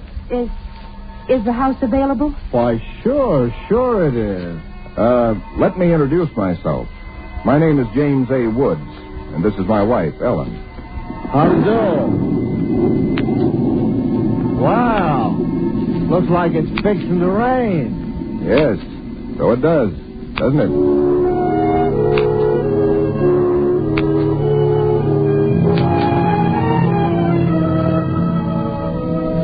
Well, it was one of those things. The real estate agent had just been authorized to rent the place by mail that morning, and he'd hardly had time to look at it himself and put up his sign when we drove up. It was just an ordinary little California house about halfway up Cypress Canyon, number 2256. Just an ordinary, undistinguished little house. The agent didn't know much about it. Construction on it had been stopped by the war, and it had just been completed and furnished lately. It had been vacant while somebody's estate was being settled, and now it was owned by a bank in Sacramento. Of course, we didn't Got care the about key it. in the mail along with the authorization to rent. Only one there is, because you can have duplicates made. It seems to stick a little. Oh, no, there it is. It doesn't sound as though that door had ever been opened. Well, a little oil on the hinges will fix that all right. Oh, sure. Now here's your living room. Furniture's a little dusty, of course. You got to expect that. It's good furniture, though, you see? Benson Brothers. Yes, Now, over here's a little den. Panel, you see? Radio, fireplace. Really a very attractive little room, particularly for a man. Yeah. Now, the bedroom's off the living room. Everything's all on one floor, you understand? It's quite nice, I think. Yes. You can see you get the morning sun here. There's a view of the canyon through these front windows. You got cross country. That's about all there was to it. It wasn't the best place in the world. It was small and badly built, but what would you have done? We took it with as little inspection as that. It was the Saturday before Christmas.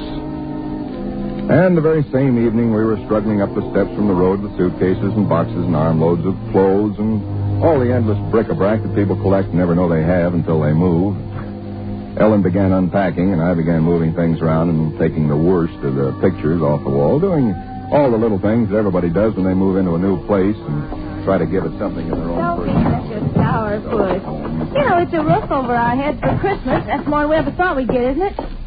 Now, what in the world are we going to do with those two pictures? Why don't we just leave them where they are? Jim, we can't. They're too awful.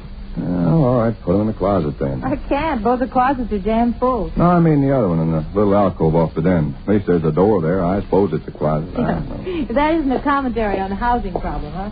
A woman moving into a house without even knowing where all the closets are.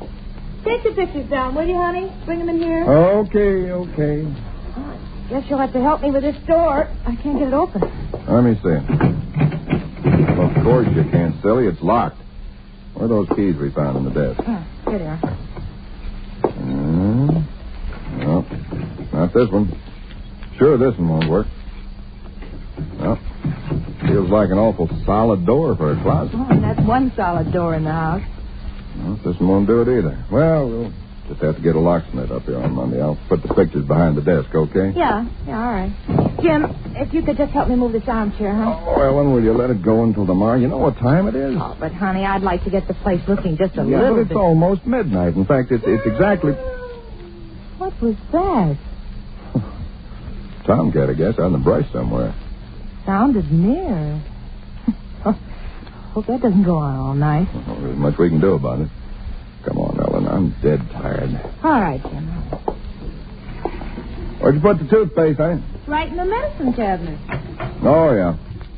Jim, we ought to get some firewood tomorrow. You know, a fire in that living room would make all the difference in the world. Can't. Sunday. Well, Monday then. Jim, I think red curtains are what we need, don't you? Mm-hmm. You know, just at least for the living room. Anyway, the ones in there now have just got to come down. Yeah, I suppose they do. What do you think of red? Well, I guess it's all... Jim.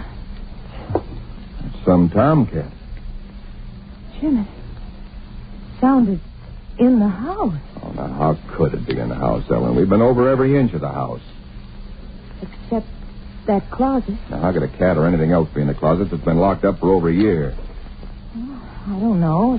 Probably under the house. A wildcat or mountain lion or something. I hear they have them in California. Jim, I don't like Well, it. neither do I like it, but there's nothing we can do about it tonight. Oh, maybe we ought to call somebody, the police or some don't neighbor. be silly, Ellen. You act like a kid. Come on, let's go to bed, huh? All right, I suppose it is silly. Jimmy, did you lock the door? Yeah. Can I turn out the lights now? Yeah. All right. Good night, Ellen. Sleep tight. Good night, Jim.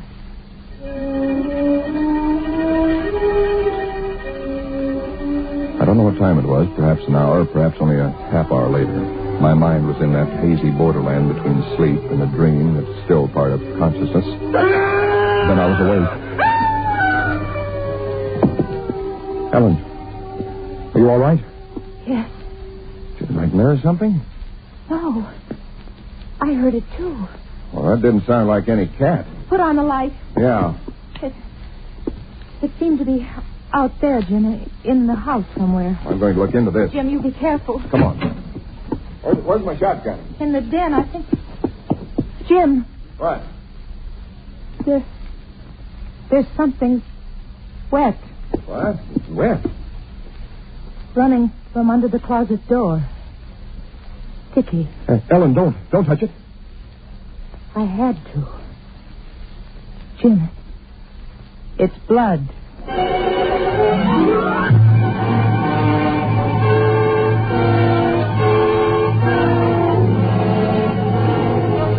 For suspense, Roma Wines are bringing you Robert Taylor in The House in Cypress Canyon. Roma Wines' presentation tonight in radio's outstanding theater of thrills, Suspense.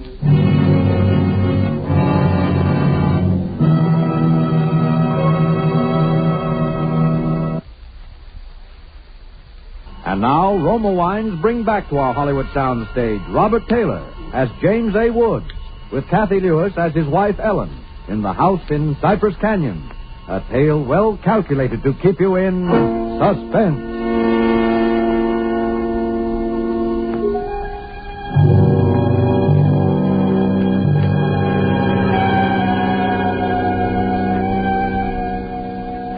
It cannot be too difficult to understand from the foregoing why I've taken the pains to set down in writing the events related here.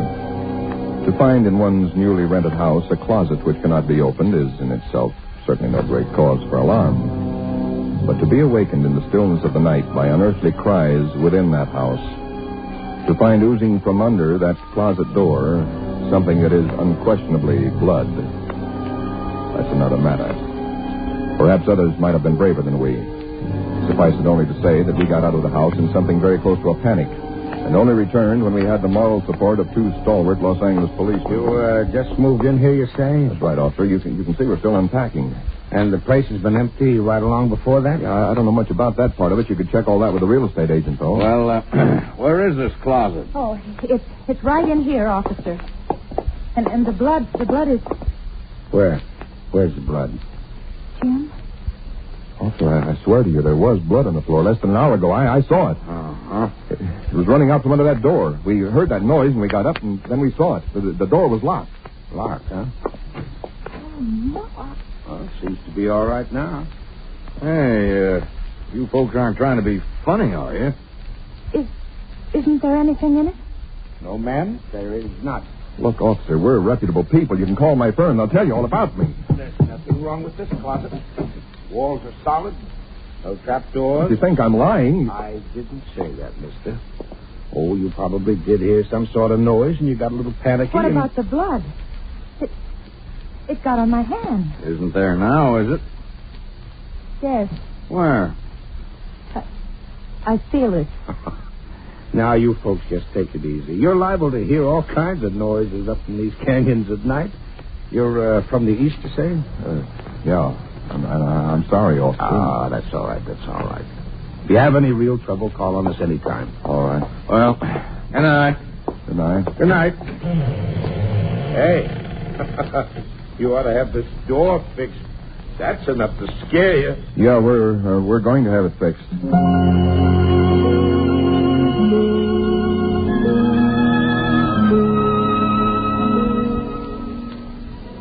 We didn't say much about it after that. There wasn't much that could be said. The next day I went down to a lot and bought a little Christmas tree and some trimmings, and we tried to pretend we were cheerful, but there was an uneasiness between us that had never been there before. Ellen seemed tired and listless.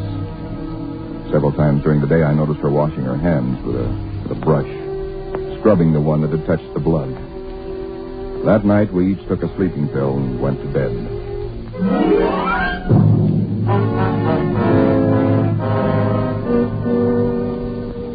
It was sometime after midnight when I was suddenly wide awake and staring into the darkness. In some way, I knew at once and instinctively what had awakened me. Ellen was not in her bed nor in the room. The nameless thing I feared gripped at my heart until I could scarcely breathe. I opened the bedroom door and started through the house, putting on every light that I could find. There was not much to search, but I searched thoroughly. The living room, the kitchen, bathroom, den, even the garage. And all the time, the dread of looking where I knew at last I must look. For I think I knew from the very first time where I'd find her. It must have been a full minute that I stood before that closet door. Then I opened it. She stood there rigid, her arms at her sides, her fingers extended like claws. Her hair was over her face, her eyes stared out of it. Her lips were drawn back in a grin like an animal at bay. For a moment I was frozen with the horror of it. I stretched out my hand. Very deliberately, she turned her head and sunk her teeth until they met into the flesh of my forearm. I'd raised my hand to strike at her, but already she'd relaxed her hold and gone utterly limp. She would have fallen unless I'd caught her. I carried her into the bedroom and laid her on the bed. Strangely, at that moment, my only thought was how I might revive her. Until I saw that it was not a faint, but a sleep that she'd fallen into. A sleep as deep and heavy as though she'd been drugged. And so I left her. But for me, that night, there was no sleep.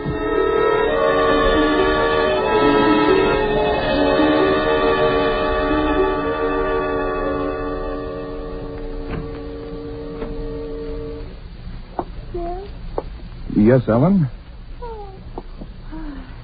What are you doing up so early? Oh, I got a little restless. Went out to make some coffee. Oh. Oh, I had the most wonderful sleep. And I feel so rested. Do you? Mm-hmm. Jim. What? What's the matter with your arm? Oh, I just heard it. Well, honey, it's terribly swollen. Let me see it. No, it's all right, Ellen. Oh, it isn't all right. You've got to see Dr. Wesley right away. Sure, I will. No, I will. you promised me, Jim, that you'll go the first thing this morning. How'd it happen? Why, there was a dog. Dog?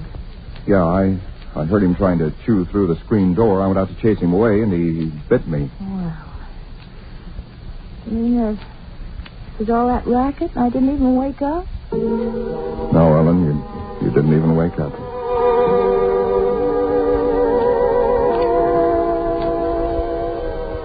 It was clear to me that Ellen knew nothing of what had transpired the night before. I went to my office that morning and made a pretense of going over routine business, if only to restore my mind to some semblance of calm by the sight and sound of common, familiar things. I knew that my arm had become a persistent, dull throbbing. I made a late appointment with Dr. Wesley. He treated my arm with something of an arched eyebrow, and he said, Well, I've never seen anything quite like it before. That is, such a rapid onset of infection.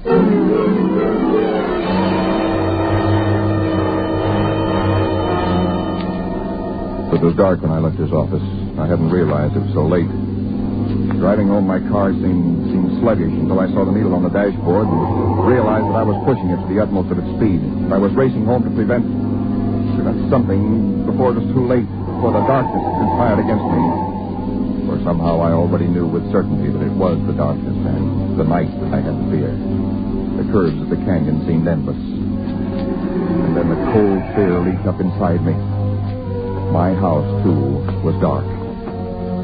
I went slowly up the stone steps from the road, looking, praying for some sign of light or light. There was none. The house was empty.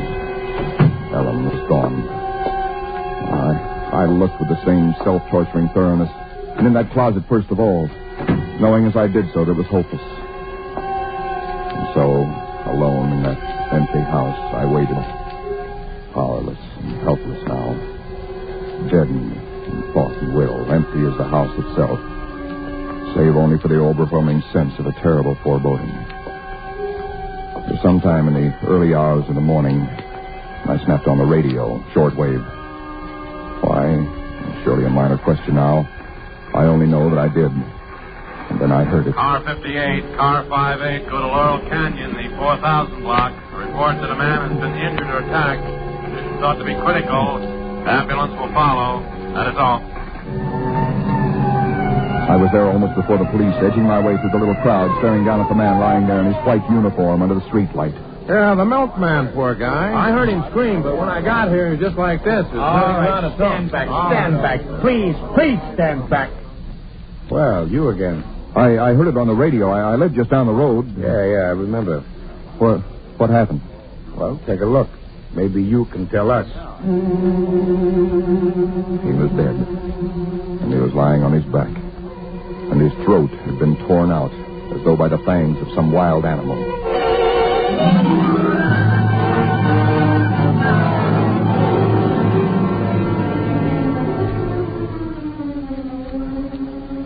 It is now Christmas Eve, or rather Christmas morning, for it's a little after midnight. I've been waiting here in the stillness of this empty house for nearly 24 hours, waiting for the end. Already once tonight I've heard that dreadful wailing cry somewhere in the hills. I've nailed up the closet door, but that I know is childish, useless. My arm is horribly swollen and turning black, but that's nothing. It's another end that I foresee, as surely as other men foresee the rising of the sun. I hear the cry again. It's nearer now. I shall leave these notes in a sealed envelope and put it in a shoebox, in the hope that someone will give credence to these dark and terrible events, if indeed such nameless horrors can ever yield to mortal understanding. As for myself, I feel no longer any fear or even sorrow, only a desire that the end and the thing that I must do may come soon. And it will be soon, I know. Yes, for there is someone at the door.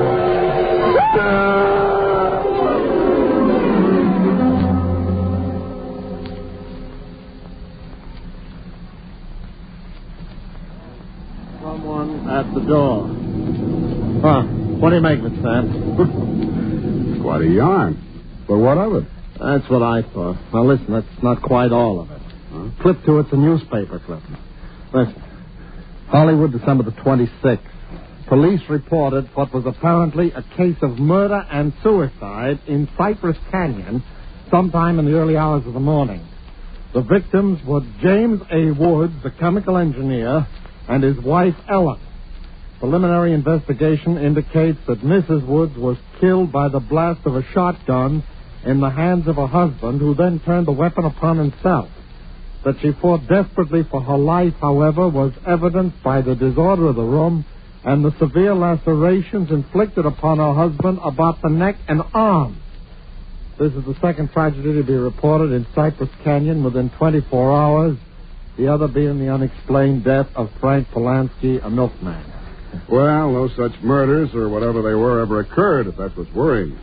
The clipping, well, you have those things printed up, you know. No, it's not that, Sam. That story was found in an unfinished house in Cypress Canyon. No number, no nothing, just a framework. Uh-huh. Now that house is finished. When I drove by it today, well, that's what stopped me, Sam, because it all fits. Now that it's finished, it is the house in the story, the same construction, the same vines and creepers on the lawn, even the same number. So what, a guy who knows roughly that this house is going to be like writes a yarn and loses it or something? Did he know the place was going to be listed for rental today, the Saturday before Christmas? Oh, Jerry, coincidence.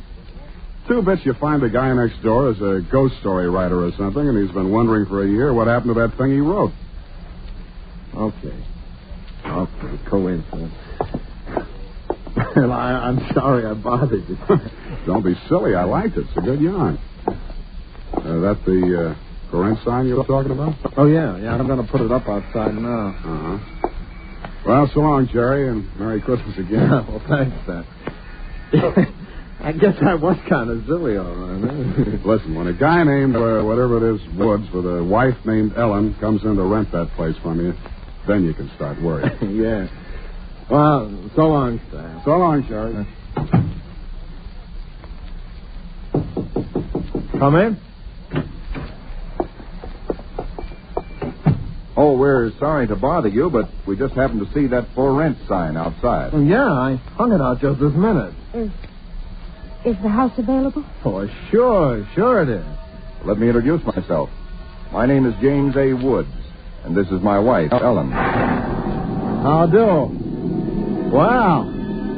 Looks like it's fixing to... Yes, it does, doesn't it?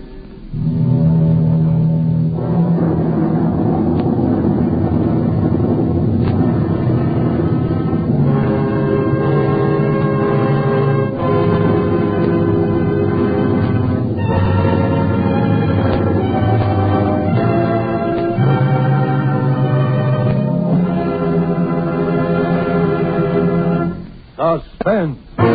Presented by Roma Wines, R-O-M-A, Roma Wines, selected for your pleasure from the world's greatest reserves of fine wine. Suspense. This is CBS, the Columbia Broadcasting System.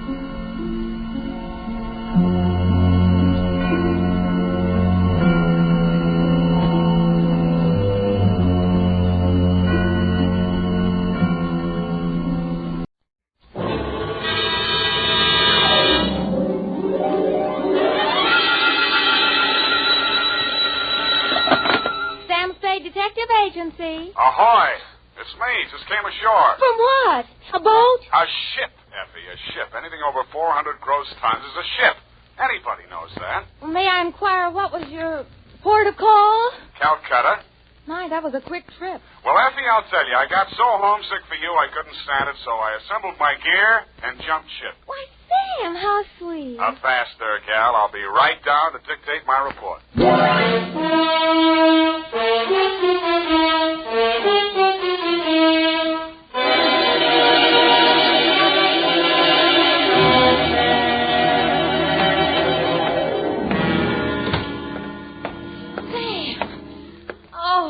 You are alive. Bon voyage, Effie. I've been worried sick.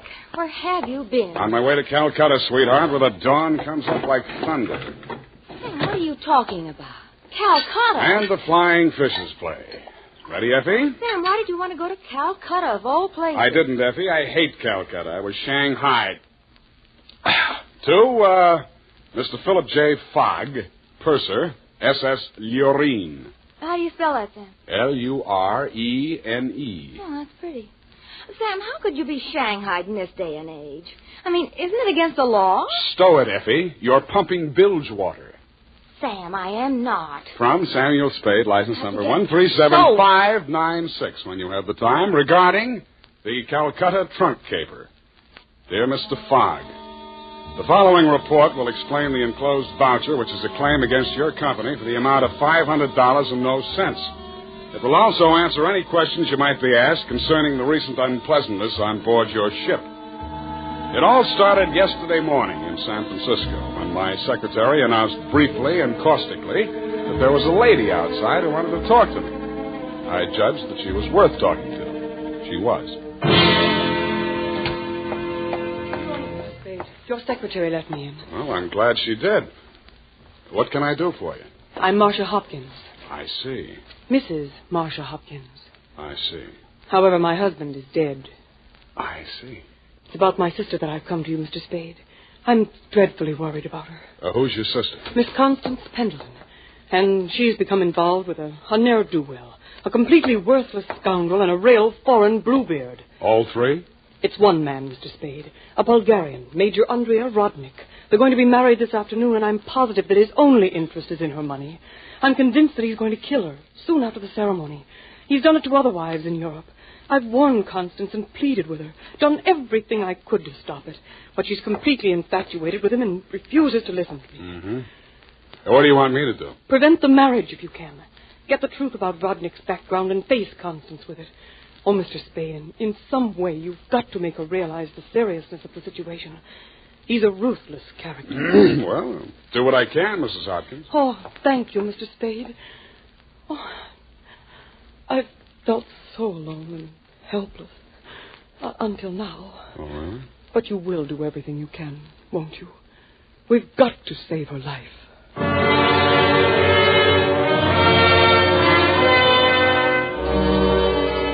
She daubed at her eyes with a stamp-sized handkerchief, patted the red gold hair of the temples nervously, smiled at me bravely, and swayed out. By telephone, I learned that the Vrodnik-Pendleton marriage license had been issued 4 days before, and that on the same day, Constance Pendleton had withdrawn a savings account to the tune of $45,000. I'd always wanted to, so I did it. I called at the Bulgarian consulate. What can I do on you? What do you know about Major Andrea Vrodnik? Andrea Vrodnik! On him we have hate, great sadness, with shame for the ground that walked under him. Oh? Ha! Andrea Vrodnik! Why is he so popular? On the devil he is driven without horns. 6 women he has killed. 6 times he has insulted the police of Europe by refusing to confess. We have proof of the murders, but never can we prove the proof on him. Yeah, sometimes it goes that way. Ha! Never do we find the bodies of the 6 women. Only their money in the name of Andrea Vrodnik. My pardon. Well, think nothing of it. You're just upset on you. You're interested on him. Why? You go to Europe? No, Vrodnik comes here. Ah, here on San Francisco. He marries again. So I'm told. Oh, by all the means you must prevent it. Go to him, brave man. You do the world a service. Make violence on him. Even do you hang for it. Your name will live.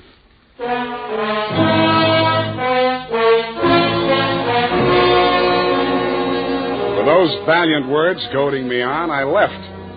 The farther I got into the caper, the more it looked as if Marcia's fears for Constance Pendleton were very real and very well-founded. When Constance opened the door of her hotel suite, I could see 3 trunks and a number of smaller pieces of luggage, all locked and ready to be taken out. Yes? You're Constance Pendleton? Yes. I'm a detective. My name is Spade. Detective? What do you want? I want to talk to you about that Bluebeard you're going to marry. Get out of here. You listen, I'll talk, and then I'll get out of here.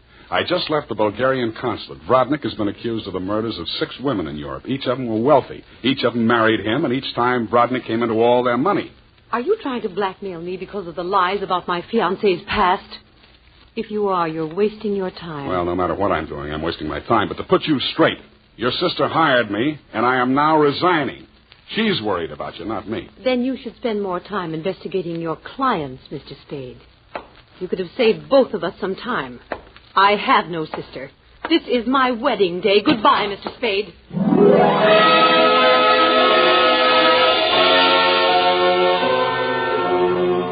As I left the room, I maintained the stern facial expression I reserved for moments of great shock. But once outside the door, I allowed myself to be carried on the wave of rage and embarrassment for just a minute, and I kicked over 2 potted palms. As I limped down the corridor, I was overtaken by none other than Marcia Hopkins. Did you see her?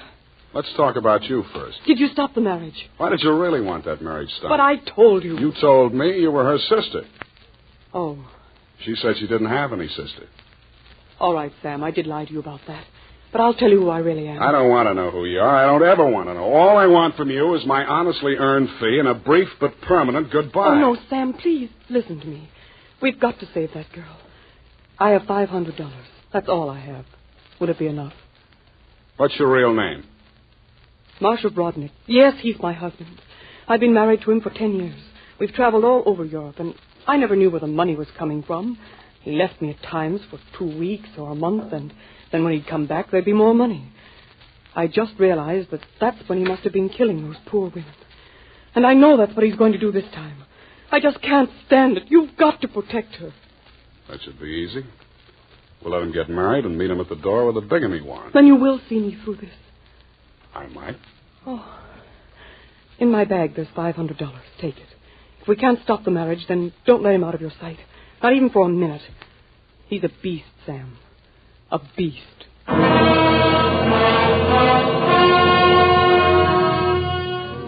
Marcia dropped me in front of the Beast's Hotel, and I climbed some fake marble steps to the second floor and knocked at his door. The man who opened it was heavy, handsome in a swarthy, coarse sort of a way, and glowing conceit through 2 eyes, one monocled, one not. You are facing Major Andrei Vrodnik, 1st Bulgarian Horse. What want you? You are facing Saul Fox of the law firm of Fox, Smedley, Van Dusen, and Grip. You overwhelmed yourself. I came here to warn you. If you go through with the marriage to Constance Pendleton, you're going to find yourself tangled with civil law. Warn Andrei Vrodnik, who has personally led more saber charges than you have teeth in your skull. Yes. Who has personally split, slashed, and impaled on his own blade more men than you have fingers and toes. You warn me? What is this talk? You're going to have a bigamy charge slapped on you 5 minutes after you slip her the ring. The warrant signed by Mrs. Marcia Vrodnik. Bigamy? I laugh. This is not bigamy. Marcia's your wife, isn't she? That bigamy was committed when I married her. I had another wife then. You call yourself a lawyer, then you know that only the second marriage is bigamy. The ones following that are nothing but interludes. Okay, Major, go ahead and have your interlude. I'm just warning you. Oh, speaks. We are being married on Redwood City from a justice of the peace 1 hour previous. Then we are sailing through the SS Lurine at midnight with our honeymoon. Already a droshky waits for the baggage and luggage. Go now before I'm losing my temper. If you're ever in Calcutta, look me up. Da!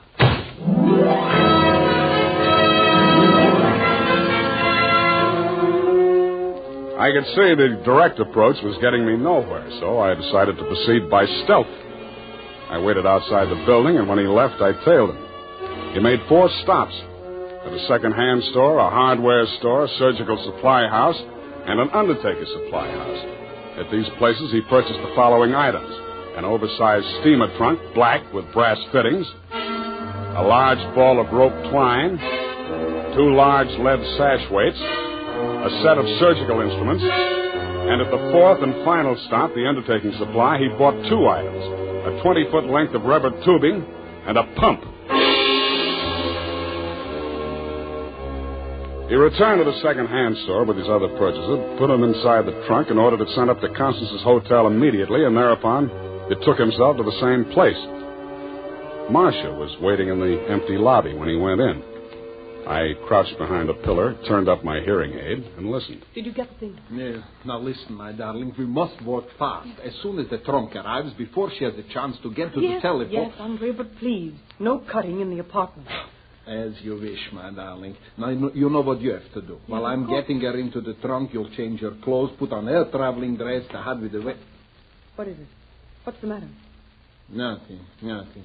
Come, we must make haste.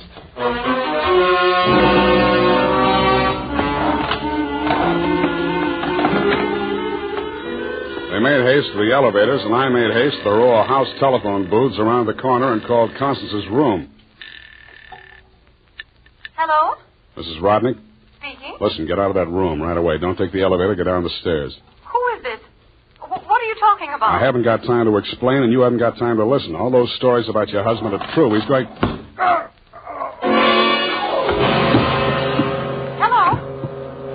Hello? Are you still on the line? My hand clawed out to the door handle, but I couldn't reach it. I felt as if the walls were closing in around me, and just before it got dark, I had the crazy notion that I was inside Brodnick's big black trunk with the brass fittings. I could still hear Constance's voice way off in the distance, somewhere in the direction of Calcutta. I tried to shout to her, to warn her, and then the lid closed over me.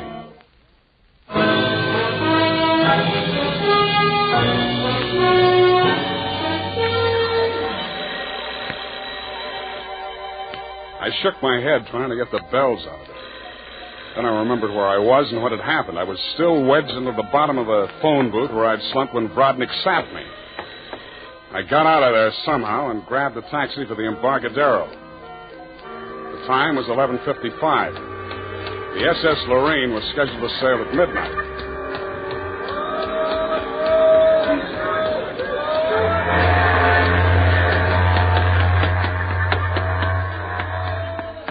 I was no sooner across it than they hauled up the gangplank and the ship started moving out of the berth. I didn't know where she was bound for, and I didn't much care. I checked the passenger list and found that Major and Mrs. Andrea Brodnick were in stateroom 12, A deck. 1 minute later, I was hammering on the door of stateroom 12. The woman in Brodnick's stateroom was Constance, and she was not in a trunk. I thought I told you to stop interfering in our affairs. Yeah, your husband told me to, but I didn't like the way he did it. Get out from here, get out! I see you got your trunk in here where it's handy. Doesn't it make the stateroom kind of crowded? Why don't you give up, Mr. Spade? 2 times already, you are twice a fool. Marcia has no money to pay you, neither have I, even if she had the case. And believe me, she has not. Oh, why do you even bother talking to him, Andre? Mr. Spade, will you go now, or will I have to call the steward and make a complaint against you? I went. I still thought Marcia Hopkins was somewhere on that ship.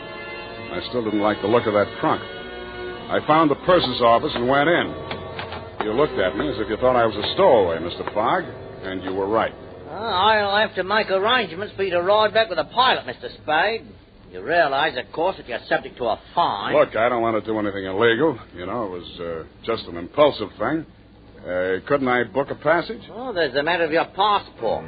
You could arrange your visa and so on in San Pedro. We'll put in there in the morning. Well, that's good enough. How much is the fare? Well, let me see. That's $483.87, exclusive of tax. Oh, hey, now, wait, I wasn't thinking of taking quite such an extensive voyage, you know. I just wanted to get a little sea air. And, how much to Pedro? Well, I'm afraid you don't understand, Mr. Spade. This is not a coastwise steamer.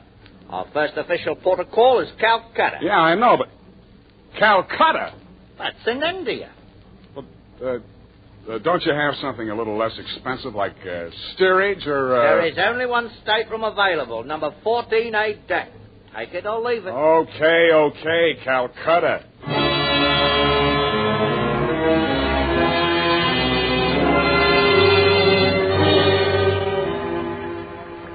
After buying my passage to Calcutta, I had exactly 12 cents left. This I gave to the steward who showed me to my stateroom. He thanked me, kicked me in the shins, and left. Out on deck, a tall, red-nosed old gentleman in knickerbockers and a yachting cap was taking a turn around the deck. With him was a face I'd seen in the morning lineup down at the Hall of Justice a dozen times. He was a hotel thief by profession, name of Norman Gorman. He knew me, too, but he didn't give me a tumble. I fell into step with him. See here. Nothing like it, am I right? Yeah, I guess it's okay, but there's so much of it. Brisk, bracing, salt spray. Nothing like it. Oh, hey, Norman, my lad. I hate it. I hate boats. Suppose there was a fire on board. Fire? Oh, ridiculous. This your first voyage to the Orient? Yeah. The inscrutable East. You've made this trip before? Oh, yes, indeed. I've worked this line. Yes, indeed. I make this voyage very often. Business interest out in India. Tea, you know. Runs in my family. Sturgis's Golden Orange in the little yellow package. Ever tried it? No, I never indulged. Huh? Don't drink tea. That's ridiculous. Commodore, I need a drink. I ain't happy. Suppose there was a fire on board here. Well, let's all have a drink. Yeah, suppose there was Shall a we? fire. Come on, I'll shot you to a drink, sir. Not me, Commodore. I just remember this is Fire Prevention Week.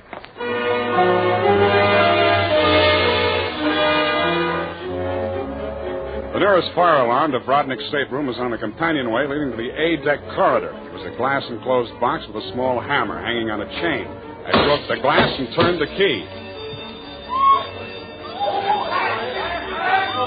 In 3 seconds flat, the entire population of A-deck was shoving each other up the companionway, grabbing for life preservers as they went.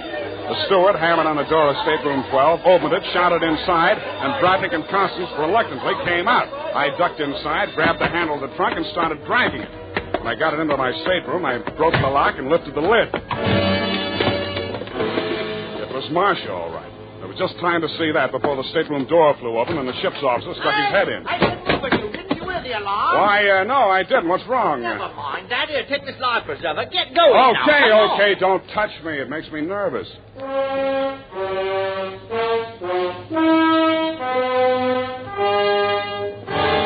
20 minutes later, the captain announced to the mob up on the deck that it was a false alarm, and the passengers drifted back to their cabins. I tried to look casual as I unlocked my stateroom door and walked in.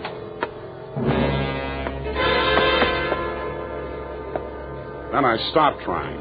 The trunk was still there, but the lid was standing open, and it was empty. I went down to B deck and found the cabin occupied by Norm and the Commodore. That door was locked, so I kicked it in.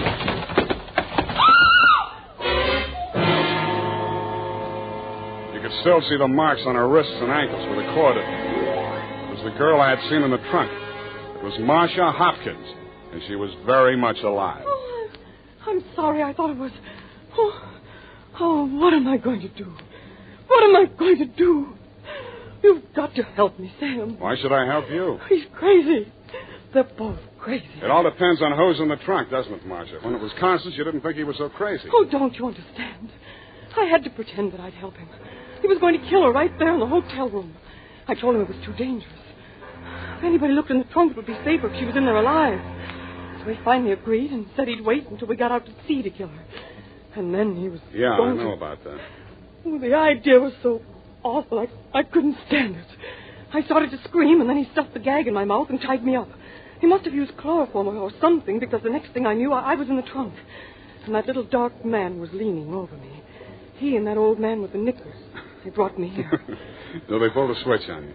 You were the fall gal all along. Oh, you've got to believe me. It was the only way I could save her life. You're the only one I can turn to, Sam. That little thief and the old man, they'd deliver me dead if there was an extra $25 in it. Oh, say you'll help me, Sam. Please say it. Well, when you ask me like that, what else can I say? Oh, you do believe me, darling. You do believe me. Come on, let's get out of here. I'm sorry, Mr. Spade. Please step back inside. I promised my associate, Mr. Gorman, that I would not allow this young lady to risk her life by leaving this cabin. You're getting into this caper at the wrong end, Commodore. It's wound up. They've bungled it. It's no good anymore. You may be right. But you understand my position, sir. I can't take any chances. You've talked to Mr. Gorman? Norm? Yeah, I talked to him. He took you into his confidence? Stop making with the pistol, Commodore. You don't know how to use it anyway. Oh, heavens, Norm. You're as white as a sheet. What is it? Oh, he's sick. Go get a doctor. Yes, indeed. Right away. Listen, Spade. Take her with you. Get out of here. I don't want no part of this. You got it bad, Norm. I'm sick, I tell you. The way I had it sized, this was a clean caper, a snatch. I figure the dame here's an heiress or something. Maybe they drop her off in L.A., connect some ransom, and go on. I figured there was enough for all of us. Oh, but that creep, that Rodnick, he's crazy. He's a regular Jack the Ripper. Stop babbling, Norm. Tell me what happened, exactly what happened. I get a sinking feeling in my stomach every time I think about it. Well, I go in, see? He's very smooth, very businesslike. He offers me a drink. I accept it. He mixes a couple of highballs for me and the dame, then he starts talking. I guess she don't know all about it before this, because she gets just sick as I do. First I think he's kidding. Then he drags out this set of cutlery like a doctor uses to operate on people. Only he's got something else in mind. The porthole, you understand? Oh, please. I don't want to hear anymore. Being as it's you he has in mind, I don't blame you. My stomach. Hey, Norm. Norm. Here he is, the ship's surgeon. Oh, dear me. What? Stand away from him, please. Help me get him into the bunk. Sure, Doc.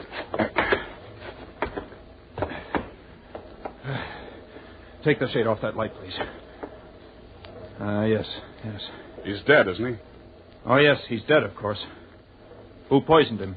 I didn't waste any time answering him. I grabbed him by the arm. Before he could object, I was pushing him up the companionway to A deck. It was probably too late to save Constance's life if she'd drunk the same poison, and I was pretty sure she had, but if I was going to nail him for the murder of Constance, I had to get there before the evidence vanished.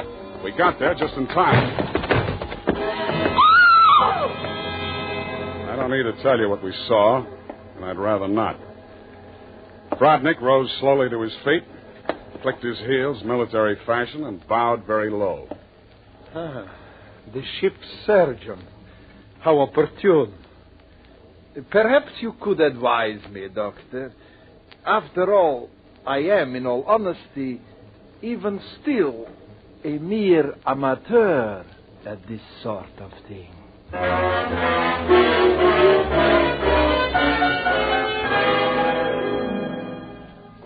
After Rodnick had been taken into custody, we took another turn around the deck. It was daylight, and the ship was lying to off San Pedro. This time, the fresh air really felt good, and so did Marcia. It's all over, Sam. Yes, sweetheart, it's all over. But not between us. Say it, Sam. Say it's not all over between us. How can it be? I knew it. I knew you felt the same way. All my life before, it's been like a terrible nightmare. It never really happened. But it did happen, sweetheart. Oh, but you can forget it, darling, can't you? Please forget it. I'd like to, Marcia. I really would. Hold me close, Sam. Never let me go. You're beautiful. Is that all, Sam? Nothing else? Yeah, lots else. That's why I think we'd better say goodbye right now. Because when I feel like this, I get foolish. And if I get foolish with you, I'm likely to wake up in a trunk someplace.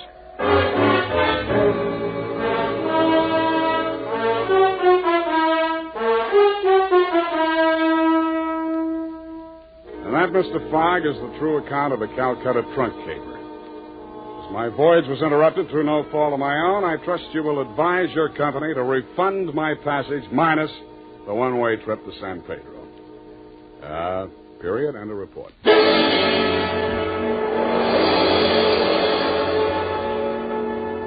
Sam Spade is played by...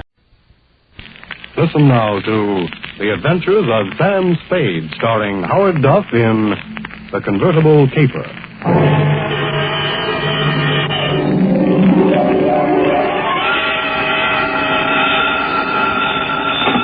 Sam Spade Detective Agency. Me, sweetheart. Sam, I knew you'd have the courage to come back and face it. Well, I'm back, Effie. What shall I face first? You didn't do something else, did you, Sam? Besides what? Besides running away with that woman in a stolen car. You're a little mixed up, Effie. The car was stolen from her. You mean it was her own car? Well, not exactly, Effie. You see, she stole it from somebody else, and then somebody stole it from her, and then I got it back for her. Well, it must have been quite a car to be worth all that trouble. It wasn't so much the car, Effie, as... Party? Sam, I don't understand. Think it over, sweetheart. I'll be right down to dictate my report.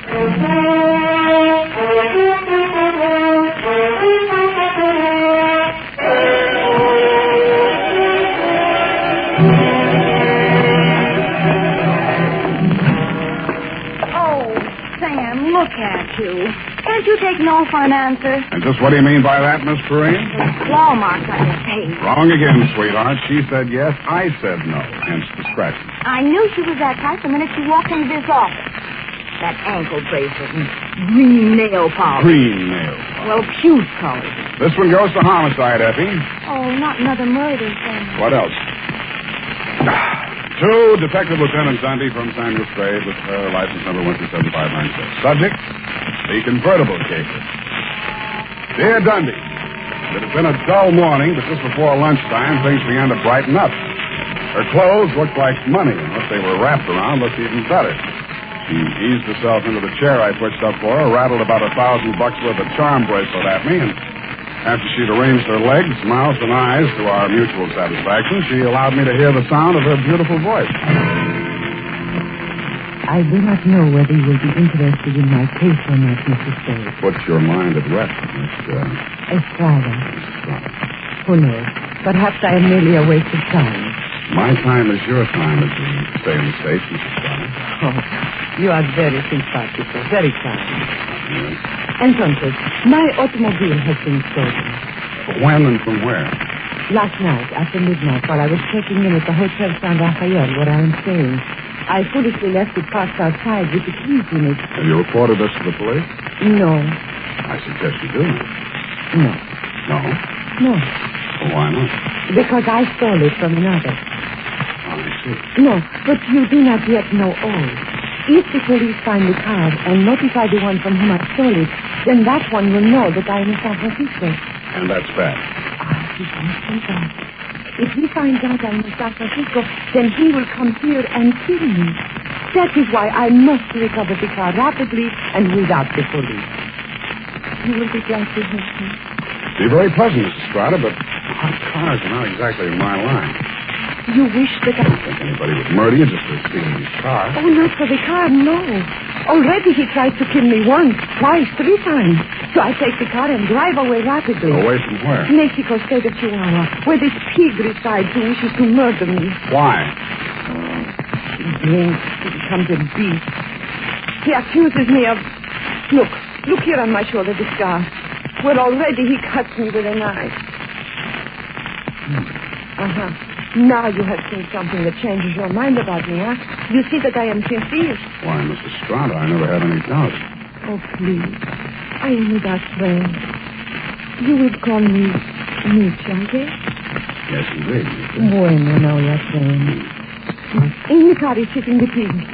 Hey, what's this pig's name? Pig is the only name I will honor him with. Pig. Now, what make of car is this? Trianza. You know this kind of car? Yeah, it's a foreign car. I've seen a few around. This must have set the pig back several $1,000. He steals everything. Listen, my darling, please notice. Around here is pink with blue fenders. Not anymore. That's the first thing a car thief changes, the paint job. Any other distinguishing marks? Yes. I think. It has a radio. You don't say. And it has 2 windshield wipers. Well, I'll buzz around, meet you. If I find anything, I'll let you know. My fee is... Yes. That is something else. I have no money. Oh, that's great. That's just great. But I am sincere. You said so. Look, my darling, take this. It is worth very much. See? This little charm alone. Platinum set with diamonds. Worth very much. You will keep it until I pay you, eh? Adios, Father. Hasta la vista. She thrust the charm bracelet into my hand, bit me on the ear, and departed. I put a Band-Aid on it, ran some cold water over my head, poured myself a stiff slug of bourbon, and examined the bracelet.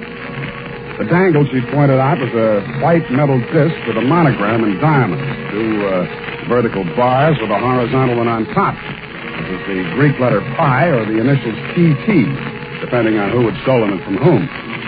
I knew it was at least worth my fee. I dropped it into my pocket and went out. My first stop was over on Mission. The sign on the building says, Masterpiece Auto Painting, Joe Rembrandt, proprietor. Sam, long time no see. Hello, Joe. Got something you want painted? No, but I think you may have painted something I want. Sam, you know me. They drive them in the front. We spray the paint on them and push them out the back. No questions asked. That's quite a turnover, Joe. Yeah, we're going big time. Got the exclusive now for the syndicate work in the hill. Is that right? Yeah. What are you looking for, Sam? A murder car? Could be. It's a custom job. Foreign car. Deonza. Here's what it looks like. Yeah. Convertible. Sure. Come in this morning. 2-color job. Which 2 colors? Canary yellow body, baby blue fenders. Yeah, quite a car, Sam. Quite a snazzy Heath.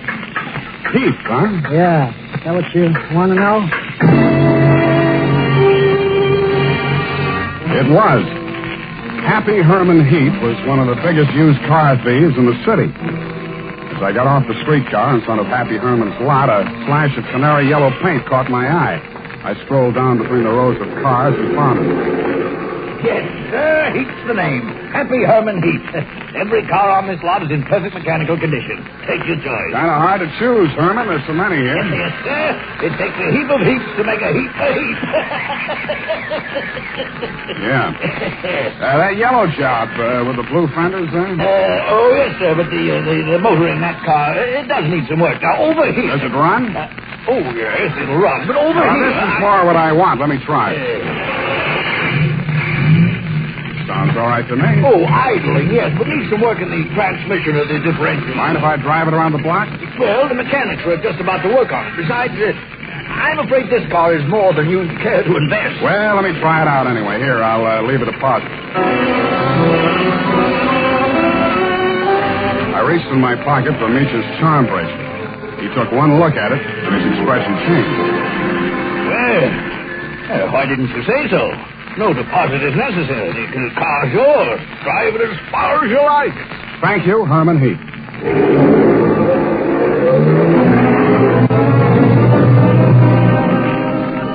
I took him at his word. I put the magic bracelet in my pocket, drove back to O'Farrell Street, parked in front of the San Rafael Hotel, slipped the doorman a buck to wash it for me, and went on into the lobby. The desk clerk said that Senorita Estrada had checked out 30 minutes before, leaving no address. I found the house chick in the bar and asked him for a rundown. Yeah, I remember her, Sam.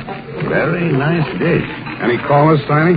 Yeah, 2 guys. Yeah? They went out when they came. Ain't been back since. Who were they? You won't believe it, Sam. One of them was Tom Carey. What's he doing in San Francisco? He's wanted for murder. Well, I don't know, but there must be plenty in it if he brought him back across the border. He's staying here? Yeah, room 613. Do me a favor, will you, Tiny?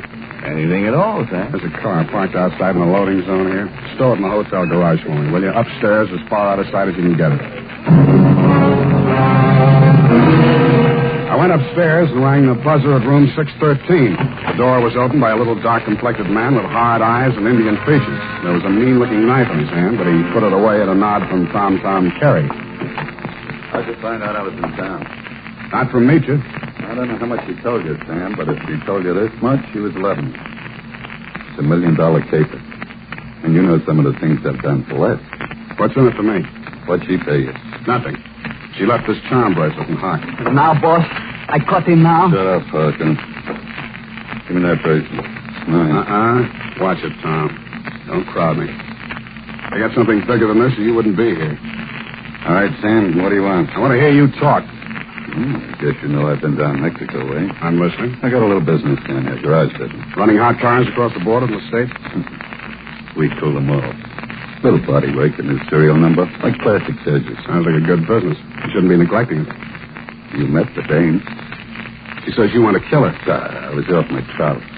I scared her. I didn't mean anything. I thought I could scare him for sitting around. I let Parco nick her shoulder a little bit. Oh, just a little bit. Yeah. I figured her wrong. I know that now.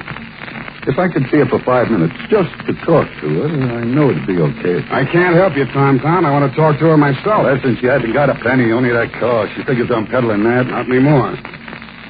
She already sold it? Some car thieves took it. She hired me to trace it. Listen, Sam. Maybe broke in a strange country. I'd look good to her again. Here's $1,000, Sam. Oh, this is so sudden, Tom. Nothing. When you see her again, give her that bracelet back, huh? It was a present from me. And whatever you do, don't find that seller. Okay, Tom, it's a promise. Only one thing I don't understand. You said it was $1 million caper. I meant that. She's worth $1 million to me, Sam. The girl, Tom, or the car? Oh, I wish I hadn't asked that question, Sam. I really do.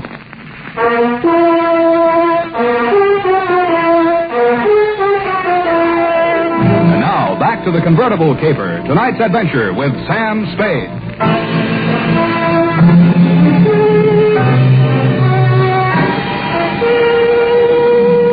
When Tom Carey said $1 million caper, he meant just that. He never risked a rap for less than $100,000, and no dame that ever lived was worth more to him than a hot mink coat. If Nietzsche wasn't the $1 million package, the car was. I didn't know what was in it. With Tom, it might be diamonds, dope, smuggled Chinese, or just plain money. So I went back to the hotel garage. Number 1279. I climbed the long, curving ramp to the second floor and found the canary yellow Dianza convertible crowded in behind 4 ranks of cars at the rear of the building. I started to work on it. Nothing in the luggage trunk, nothing under the seats, under the upholstery, and the door panels, nothing anywhere. Then I got Tiny Stover, and the two of us went over the second time. It's a cold lead, Sam. It's not, I know it's not. Now think, Tiny, what's different about this car? Well, solider built than most. Good body work. I don't know. Hey, here's something. What? There's a hole punched out of this fender over here. About the size of a quarter. Let me see that. Yeah, right here. It curves under, see? Yeah. What's that you got? Charm bracelet. Did you say this dangle on here was what was cut out of that fender? Let me see. It fits. Fits even the curve. Yeah. What does it mean, Sam? The dangle on the bracelet is solid platinum. Hey, Sam, are you trying to tell me the fenders on this heap are solid platinum? You got a pocket knife, Tiny? Yeah. Here. There you are. Thanks. It shines. Sam, is this a hot car?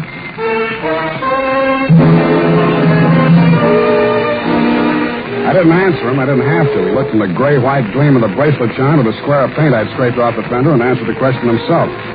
Nietzsche's convertible was convertible in more ways than one. It was about the hottest car in San Francisco as of that moment. After I'd left the garage, I tried to phone Tom, but he wasn't in. I had an uncomfortable feeling he was out looking for me. He was.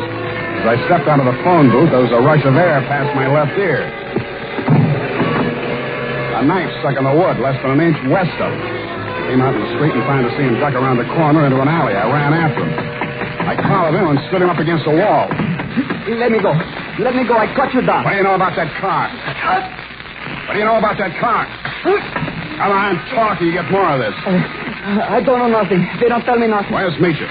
I don't know. Misha don't know nothing either. Only Tom and... Tom and who else?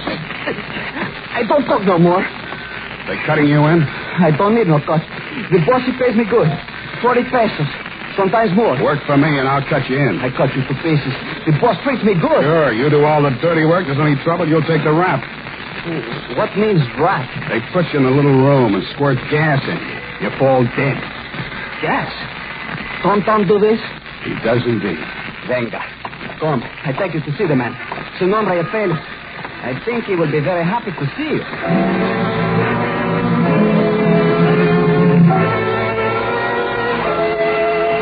The place Paco took me to was about as high on Russian Hill as you can get. The house was old, faced in brownstone, and had a high iron fence around it.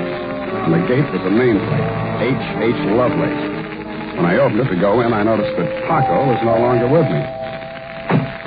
Oh, Mr. Spade, come in. The gray-haired gentleman who greeted me was wearing a wing collar, a carnation, and a very distinguished air. I could hardly believe it, but he was definitely, beyond a shadow of a doubt, none other than the one and only Happy Herman Heap.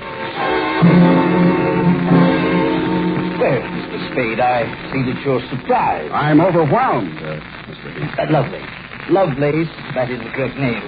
For my avocation, I selected my first and second names, the H.H., you know. My full name is Herman Heap Lovelace. About that car, Mr. Spade. Yeah, about that. I must own that you outwitted me. I was rather proud of my little device, the disc on the charm bracelet, you know.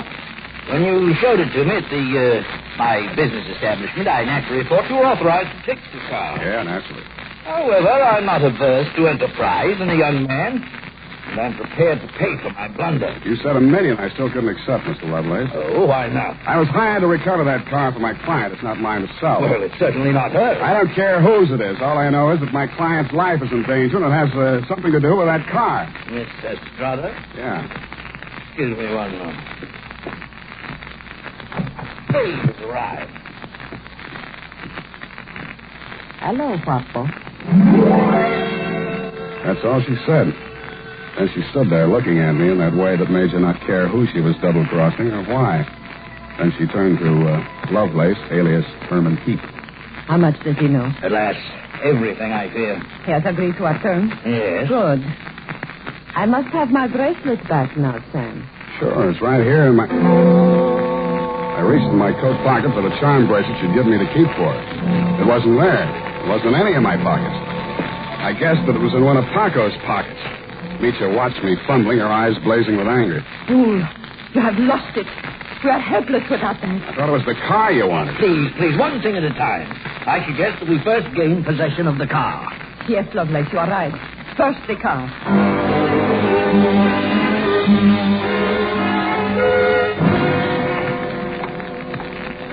Ah, yes. This is the car at last. A princess in vulgar raiment, but still a princess. No royal coach carrying a king to a coronation ever held such riches. You talk too much. Oh, I do. Well, take your place at the wheel, Mitchell. We shall drive out of here into a splendid future.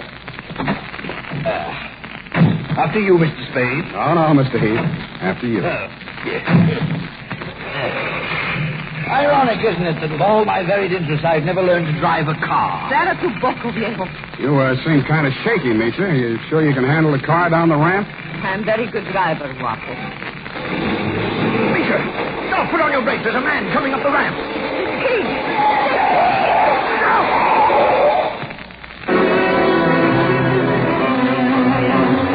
He was dead before I got to him. As I leaned over him, I saw the bracelet lying beside his hand. I picked it up and walked back to the car. Nietzsche and Herman Heath Lovelace were sitting in stony silence, glaring at each other. Is he dead? Yeah. Was the bracelet on him? I didn't look. Lovelace, go and frisk him. Must I? It's very distasteful to me. Come, Mr. Spade. You fool. We trust this detective. Go on. Very well. Get in, Sam. Get in. We leave him here. What's the matter? Is something wrong? Oh, nothing at all. Come back here! This is an outbreak! I mean, come back here, I say!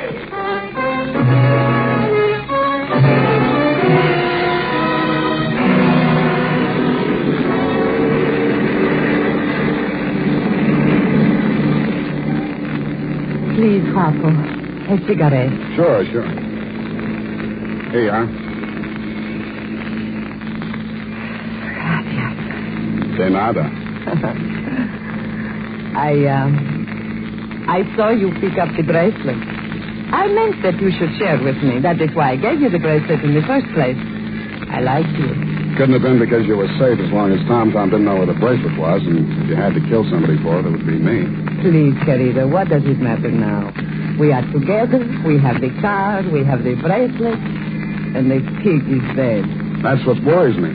Oh, surely you do not think I meant to kill him. Of course not. Your foot just slipped. You stepped on the gas by accident. Yes, that was it. You won't stick, sweetheart. Not with me. But with the police? My story won't help you. I don't know enough. Oh? Then I tell you everything. I was with Tom for a year. I hated him 365 days. I tried to run away. Always that Paco came after and brought me back. Then, Senor Lovelace came with the car. Senor Lovelace had much money, but he could not take it from the country. So he stole platinum. Some he received from refugees who had sent their fortunes abroad in that form. But there was no safe way to get it across the border. So for a cut, Tom had the platinum made into fenders and welded onto the car. Why was the bracelet so important? It was too dangerous for Lovelace to bargain directly. Tom was to get the money for the platinum and give the little piece of the fender as a token. Yeah. Lovelace would know who to give the car to when they showed it to him. That's why he let me drive the car off the lot, huh? I don't care, darling, even if you tried to steal it. Now we understand each other, no? You are tough, too. Tougher than Tom Tom, I think. Well, Now we have everything for ourselves, you and me. What do we care for the others, huh? you make a good pitch, sweetheart. You look beautiful while you're making it. But I don't like you driving. What do you mean? Pull over. I'm driving this heap back to the city. No. I said pull over. I won't let you do it. I don't care what happens. Take it easy. You want to kill us both? Sure, I will kill us both. We die together or we live together. Yes or no? You're nuts. Answer me. The answer is no. Bueno, you will see I mean what I say.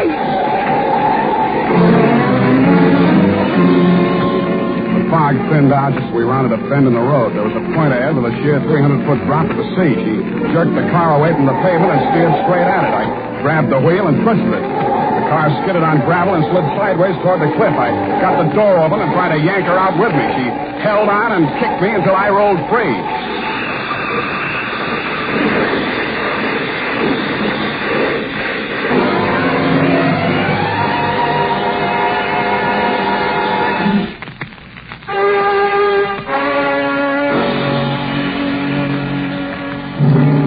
She didn't look very beautiful when I saw her for the last time. And the flashy convertible was a pile of junk. Very expensive junk, but junk all the same. I understand the federal men have confiscated the platinum and are holding Lovelace for questioning. I doubt if he'll crack. Nobody can embarrass a used car salesman. Period. End of report. Sam, do you really like this racket we're in? I hate it. So do I. But don't let's ever go into any other racket. It's a promise, sweetheart. Why, I'll never know. Good night. Good night, sweetheart.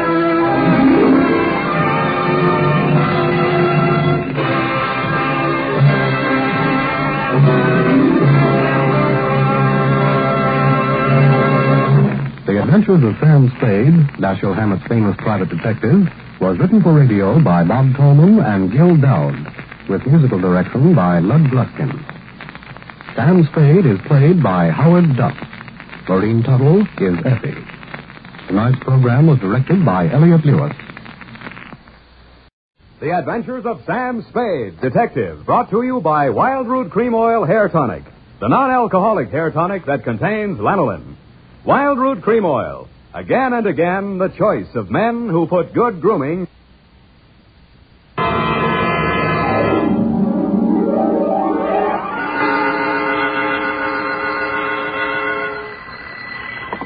Sam Spade Detective Agency. Me, sweetheart. Oh, Sam, I got it. Got what, my pet? A bank book, Sam. Well, you must advertise in the Lost and Found right away, Effie, and find the owner. There might be sickness in the family. Oh, but it's your bank book, Sam. What? Uh-huh, it has your name on it. Samuel Spade, account number 4. It's a forgery. Somebody's trying to pin something on me. Lock it up and don't touch it until I get there. Oh, all right. Did you make a lot of money on this one, too? Got the check right in my pocket, $500. Oh, Sam, we're making more money than a movie star. Well, almost. And all honestly, too. 600 last week and 500 this week. Yeah, how about that? And life gives a 3-page spread to I Spy Molten. But we mustn't let it turn our heads, Effie. No. We gotta stay in there pitching. I'll be right down to pitch my report on the Adam Figg caper.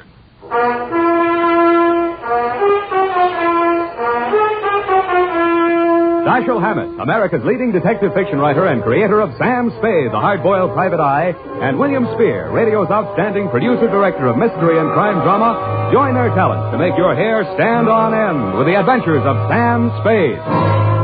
Presented by the makers of Wild Root Cream Oil for the hair. You've heard the saying, you never know until you try. Well, you'll never know how handsome your hair can look until you try Wild Root Cream Oil. See for yourself how neatly and naturally Wild Root Cream Oil grooms your hair. Note how effectively it relieves annoying dryness and removes loose, ugly dandruff. You can get Wild Root Cream Oil Hair Tonic in either the big economy-sized bottle or the handy tube. Or you can ask your barber to use it on your hair. But by all means, try it. Don't delay. Get it today. Wild Root Cream Oil. Again and again, the choice of men who put good grooming first. And now, with Howard Duff starring as Spade, Wild Root brings to the air the greatest private detective of them all in The Adventures of Sam Spade.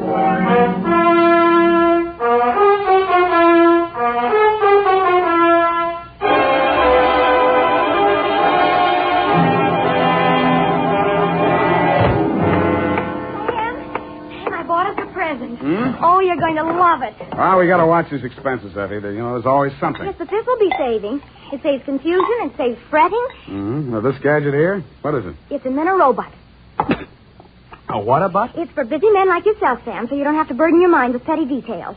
You see, it has this dial on it, right here. And you drop these little cards in this slot. You don't have to worry about that. That's for me to take care of. Oh, good. Then, when you come into the office, and supposing you have an appointment with Mr. Jones at 2 o'clock, and you forgot about it, you just dial 2 o'clock, and the little card pops out.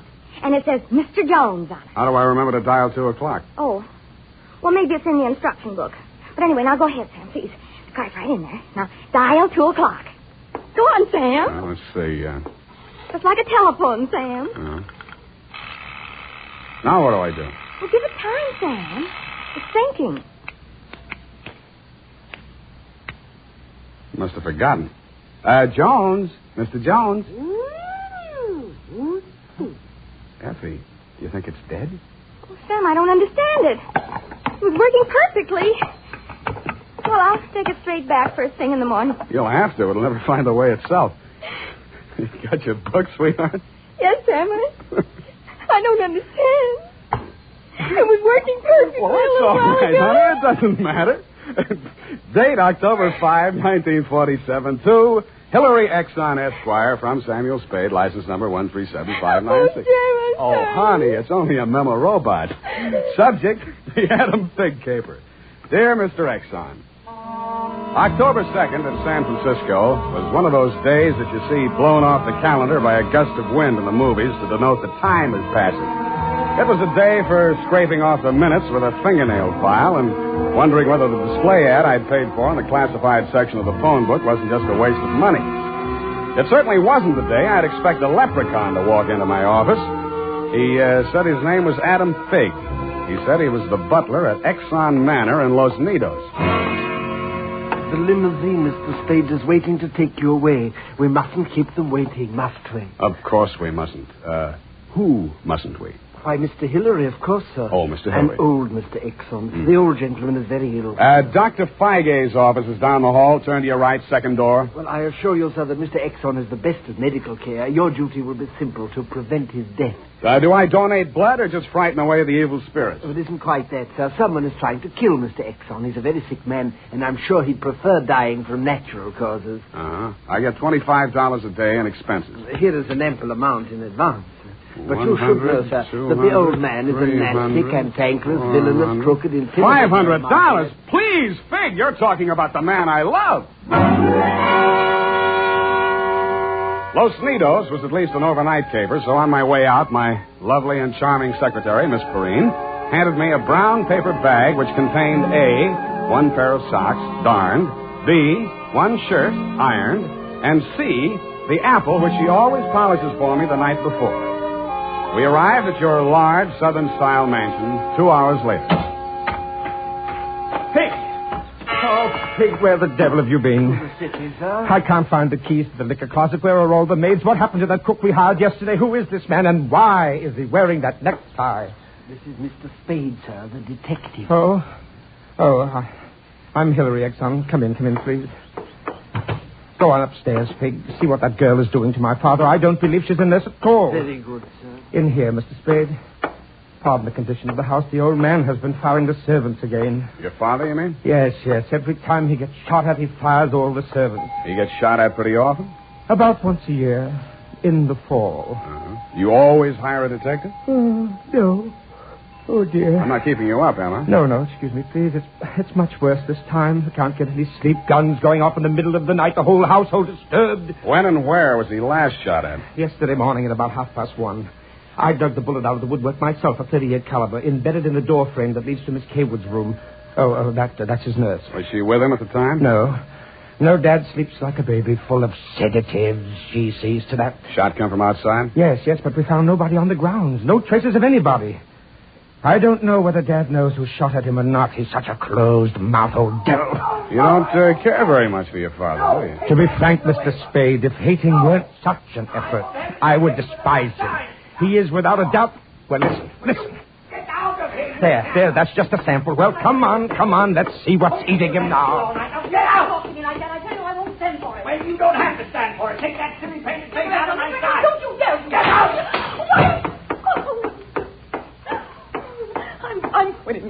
Mr. Exxon. I can't stand it another minute. Yelling, screaming, throwing things at You me. must have done something to set him off. I didn't, I tell you. I didn't. This is Mr. Spade, Miss Kaywood.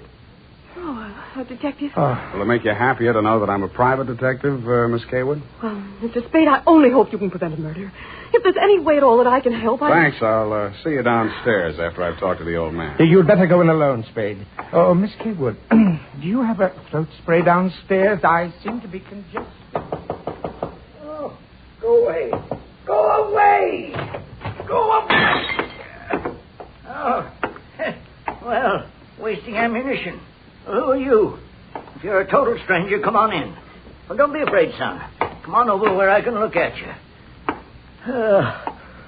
It's hard to keep my eyes open. Oh, I mustn't do that. Oh, so you're the detective, eh? That's right, Pop. If you want to take a little nap or something, I'll come back later. What did I say just now? Come back later? No. There's no reason for you to come back later. I'll say everything I have to say right now. The shot woke me. I didn't see anything. I don't know anything. I've got a million enemies. I can't remember the names of any of them. Why don't you try to remember? I could have them checked. Wasting your time, Sonny. In my day, I've wiped out 100 men, and I'll outlive anybody who's gunning for me now. You must be proud of your past, huh? Proud? Sonny, a past like mine is the finest thing an old man can have. I've swindled my partners and betrayed my friends. I've turned state's evidence just to see my associate get sent up for 20 years. And they say my wife died under peculiar circumstances, and I got rich off her insurance. Now I'm done talking. Do me a favor, son, please. I've got to get a half hour, 20 minutes sleep alone. You'll keep them out, everybody. Please, will you? Sure, Pop. Go ahead. Go on, sleep. Oh, thank you.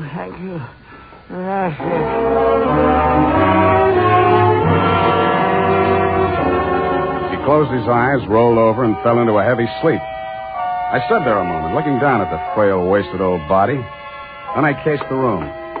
In digging the bullet out of the door, Hillary had done a good job of ruining any chance there might have been of proving the direction it had come from. I strolled out on the balcony. It was a pretty night. I lit a cigarette and took it in.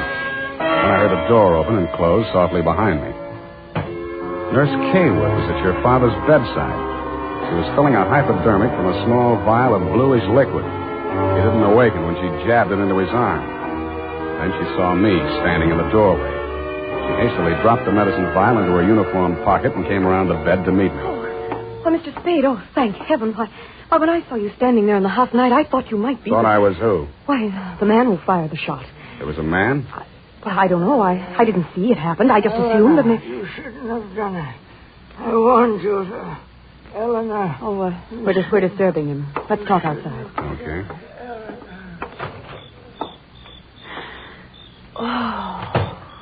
It's good to breathe something besides sick room air. I thought you got used to things like that in your profession. Why are you so unfriendly, Mr. Spade?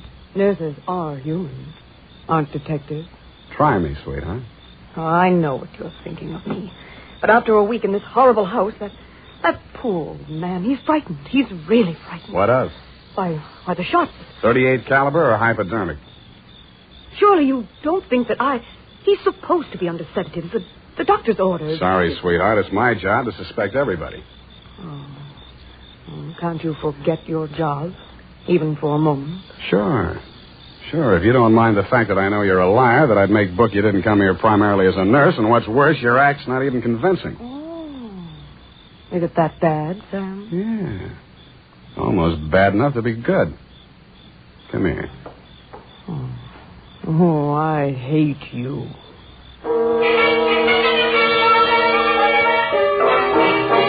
It was a very satisfactory love scene for both of us. For reasons of her own, Barbara wanted to keep me out of that sick room for a while, and she did. For reasons of my own, I wanted to get that medicine vial out of her uniform pocket, and I did. Then, as suddenly as we had fallen into love, we fell out again. After she'd gone to her room, I went back to my sentry duty around the house. Under a light on the front veranda, I examined the bottle from which Barbara had taken the injection for your father. It was labeled sodium thanatol and had been dispensed by a firm called Ibis Chemicals Limited in Cairo, Egypt. The scream filled the house, high and frenzied. I started running toward Barbara Kaywood's room. I slammed the terrace door open and found the light switch. Barbara was sitting upright in the center of a bed. Her face jerked up so abruptly that it seemed her neck had snapped. She clutched both hands to her chest and fell face down among the bedclothes, staining them with her blood.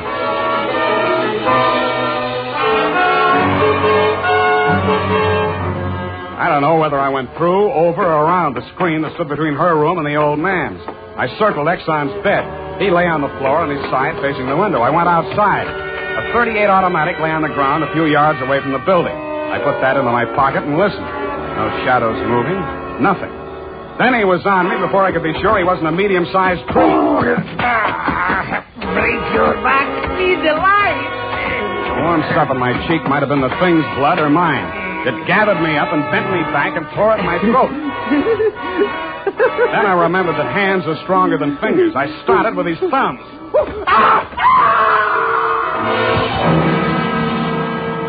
He lay there for a moment, then his huge body began to twitch. He was holding his fingers and sobbing like a baby. I pulled him up to his feet, poked him in the back with the flat of my hand.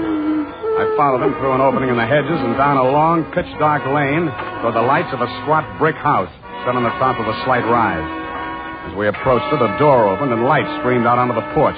The tall man framed in the doorway was the last person in the world I expected to see. Ah, Marcus, you brought it. Oh, master, very delightful service, but how much pain in fingers. Always complaining, Marcus. Welcome, Mr. Spade. Come in, my dear fellow. Come in. I've been expecting you.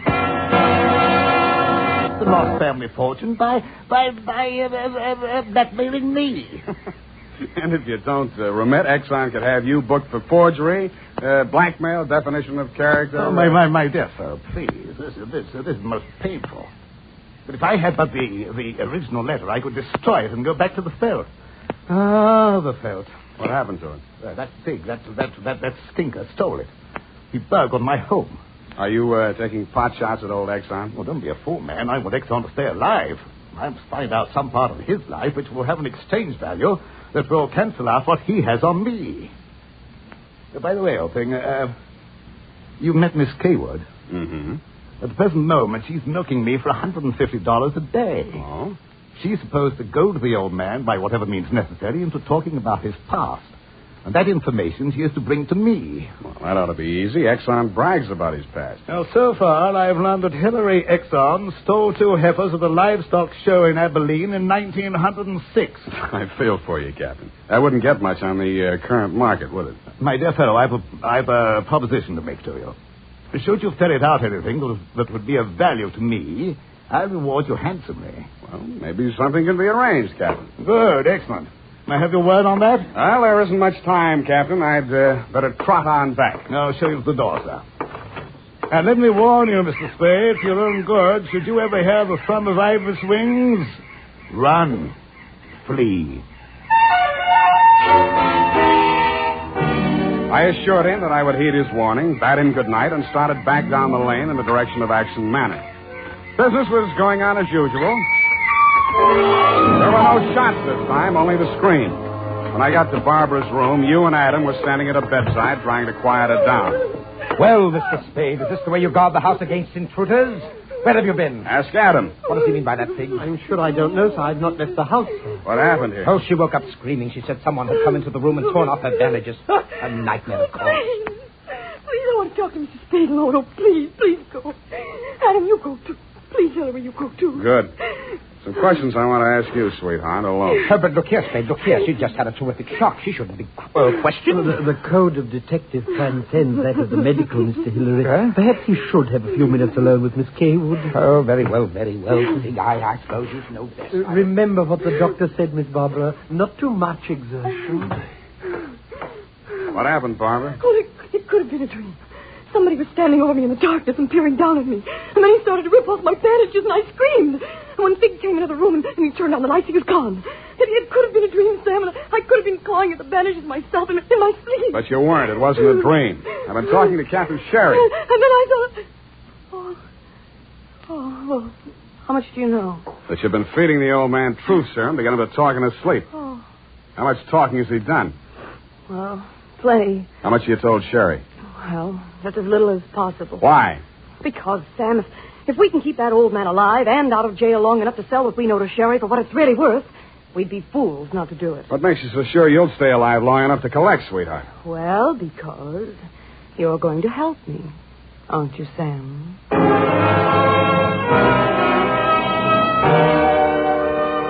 So I helped her, but not for the reason she thought. I made a lot of noise leaving her room and going to mine. Going back, I didn't wear any shoes. I slipped into a clothes press in her room so quietly that even she didn't hear me. I left the door slightly ajar and waited. Time passed, and I was stiff from standing still. It happened at about 3 a.m.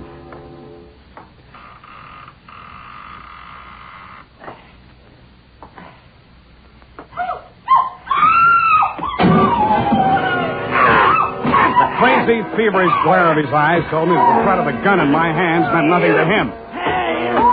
I jumped to his side, twisted the knife away from him, picked him up in my arms, and carried him, kicking, clawing, and swearing, back to his bed.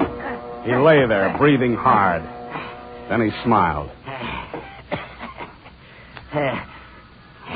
You're a smart one, Sonny.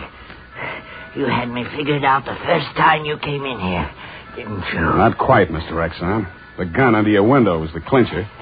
That gun? Sure. I had it under my pillow all the time.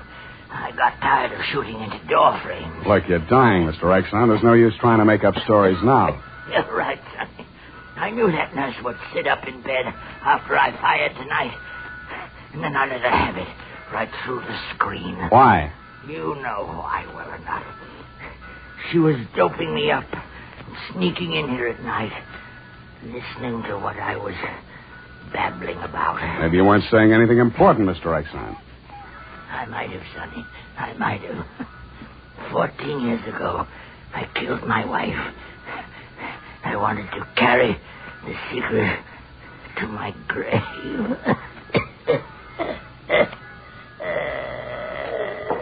You nearly made it at that. Spade! What's happened? Is he dead? He's dead. Did he say anything, sir? Did he confess anything? You must tell me if he said anything. I didn't hear him say a word. Oh, well. Yeah, Mr. Spade. Charged with a certain texture, a significant quality. There's a certain smell, yes. Ah, and omen. You can inhale it, sir. Journey thou to Nairobi on the veldt. Tarry 7 days, and you will collect the fabulous golden skull of Wizami, king of the Bojamas. Aha! Marcus! Yes, master. Unhook the hooker. Pack the marmalade. We are off to the veldt.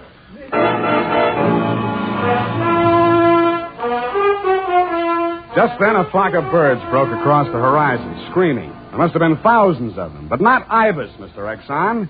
Vultures. I suppose if you're going to pay any attention to omens, it's a good thing to know your birds. Period. End of report.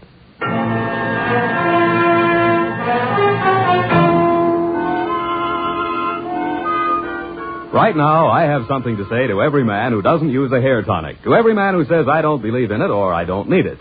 That all depends on what you mean when you say hair tonic. If you mean the old-fashioned greasy kind that leaves your hair smelling like a perfume factory, you're absolutely right. But remember, Wild Root Cream Oil Hair Tonic is nothing like that. Wild Root Cream Oil is an entirely new kind of hair grooming preparation. There's not a drop of alcohol in Wild Root Cream Oil, and it contains soothing lanolin that's like the oil of your skin. Most important, Wild Root Cream Oil grooms your hair the right way, neatly and naturally. Never leaves your hair sticky or greasy.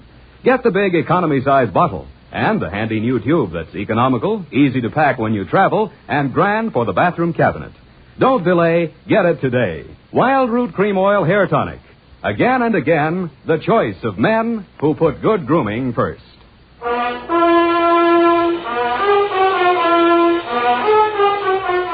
Well, Effie, we, The memo robot worked after all. I told you it would. Yeah, it just takes a little time, sweetheart. Oh, read the card, Sam. Now, you see? You'd know you were supposed to see Mr. Jones at 2 o'clock. Isn't it wonderful? Well, this card doesn't even mention Jones. Huh? What does it say, Sam? Well, it says, journey thou to Friskin's Drugstore, wager $5 on Ira W. in the 3rd at Belmont Park. Oh, Sam, it's psychic. Tarry but a moment. Yes? Thou wilt lose $5. Oh. Good night, Sam. Good night, sweetheart.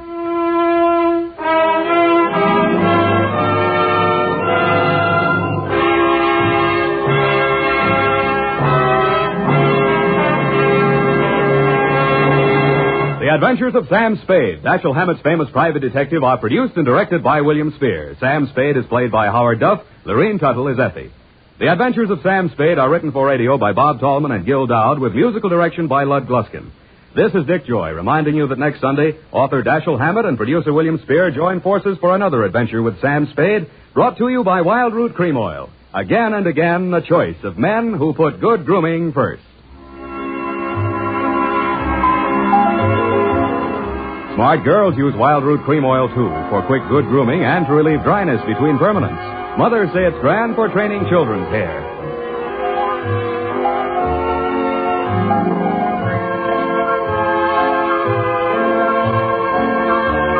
This is CBS, the Columbia Broadcasting System.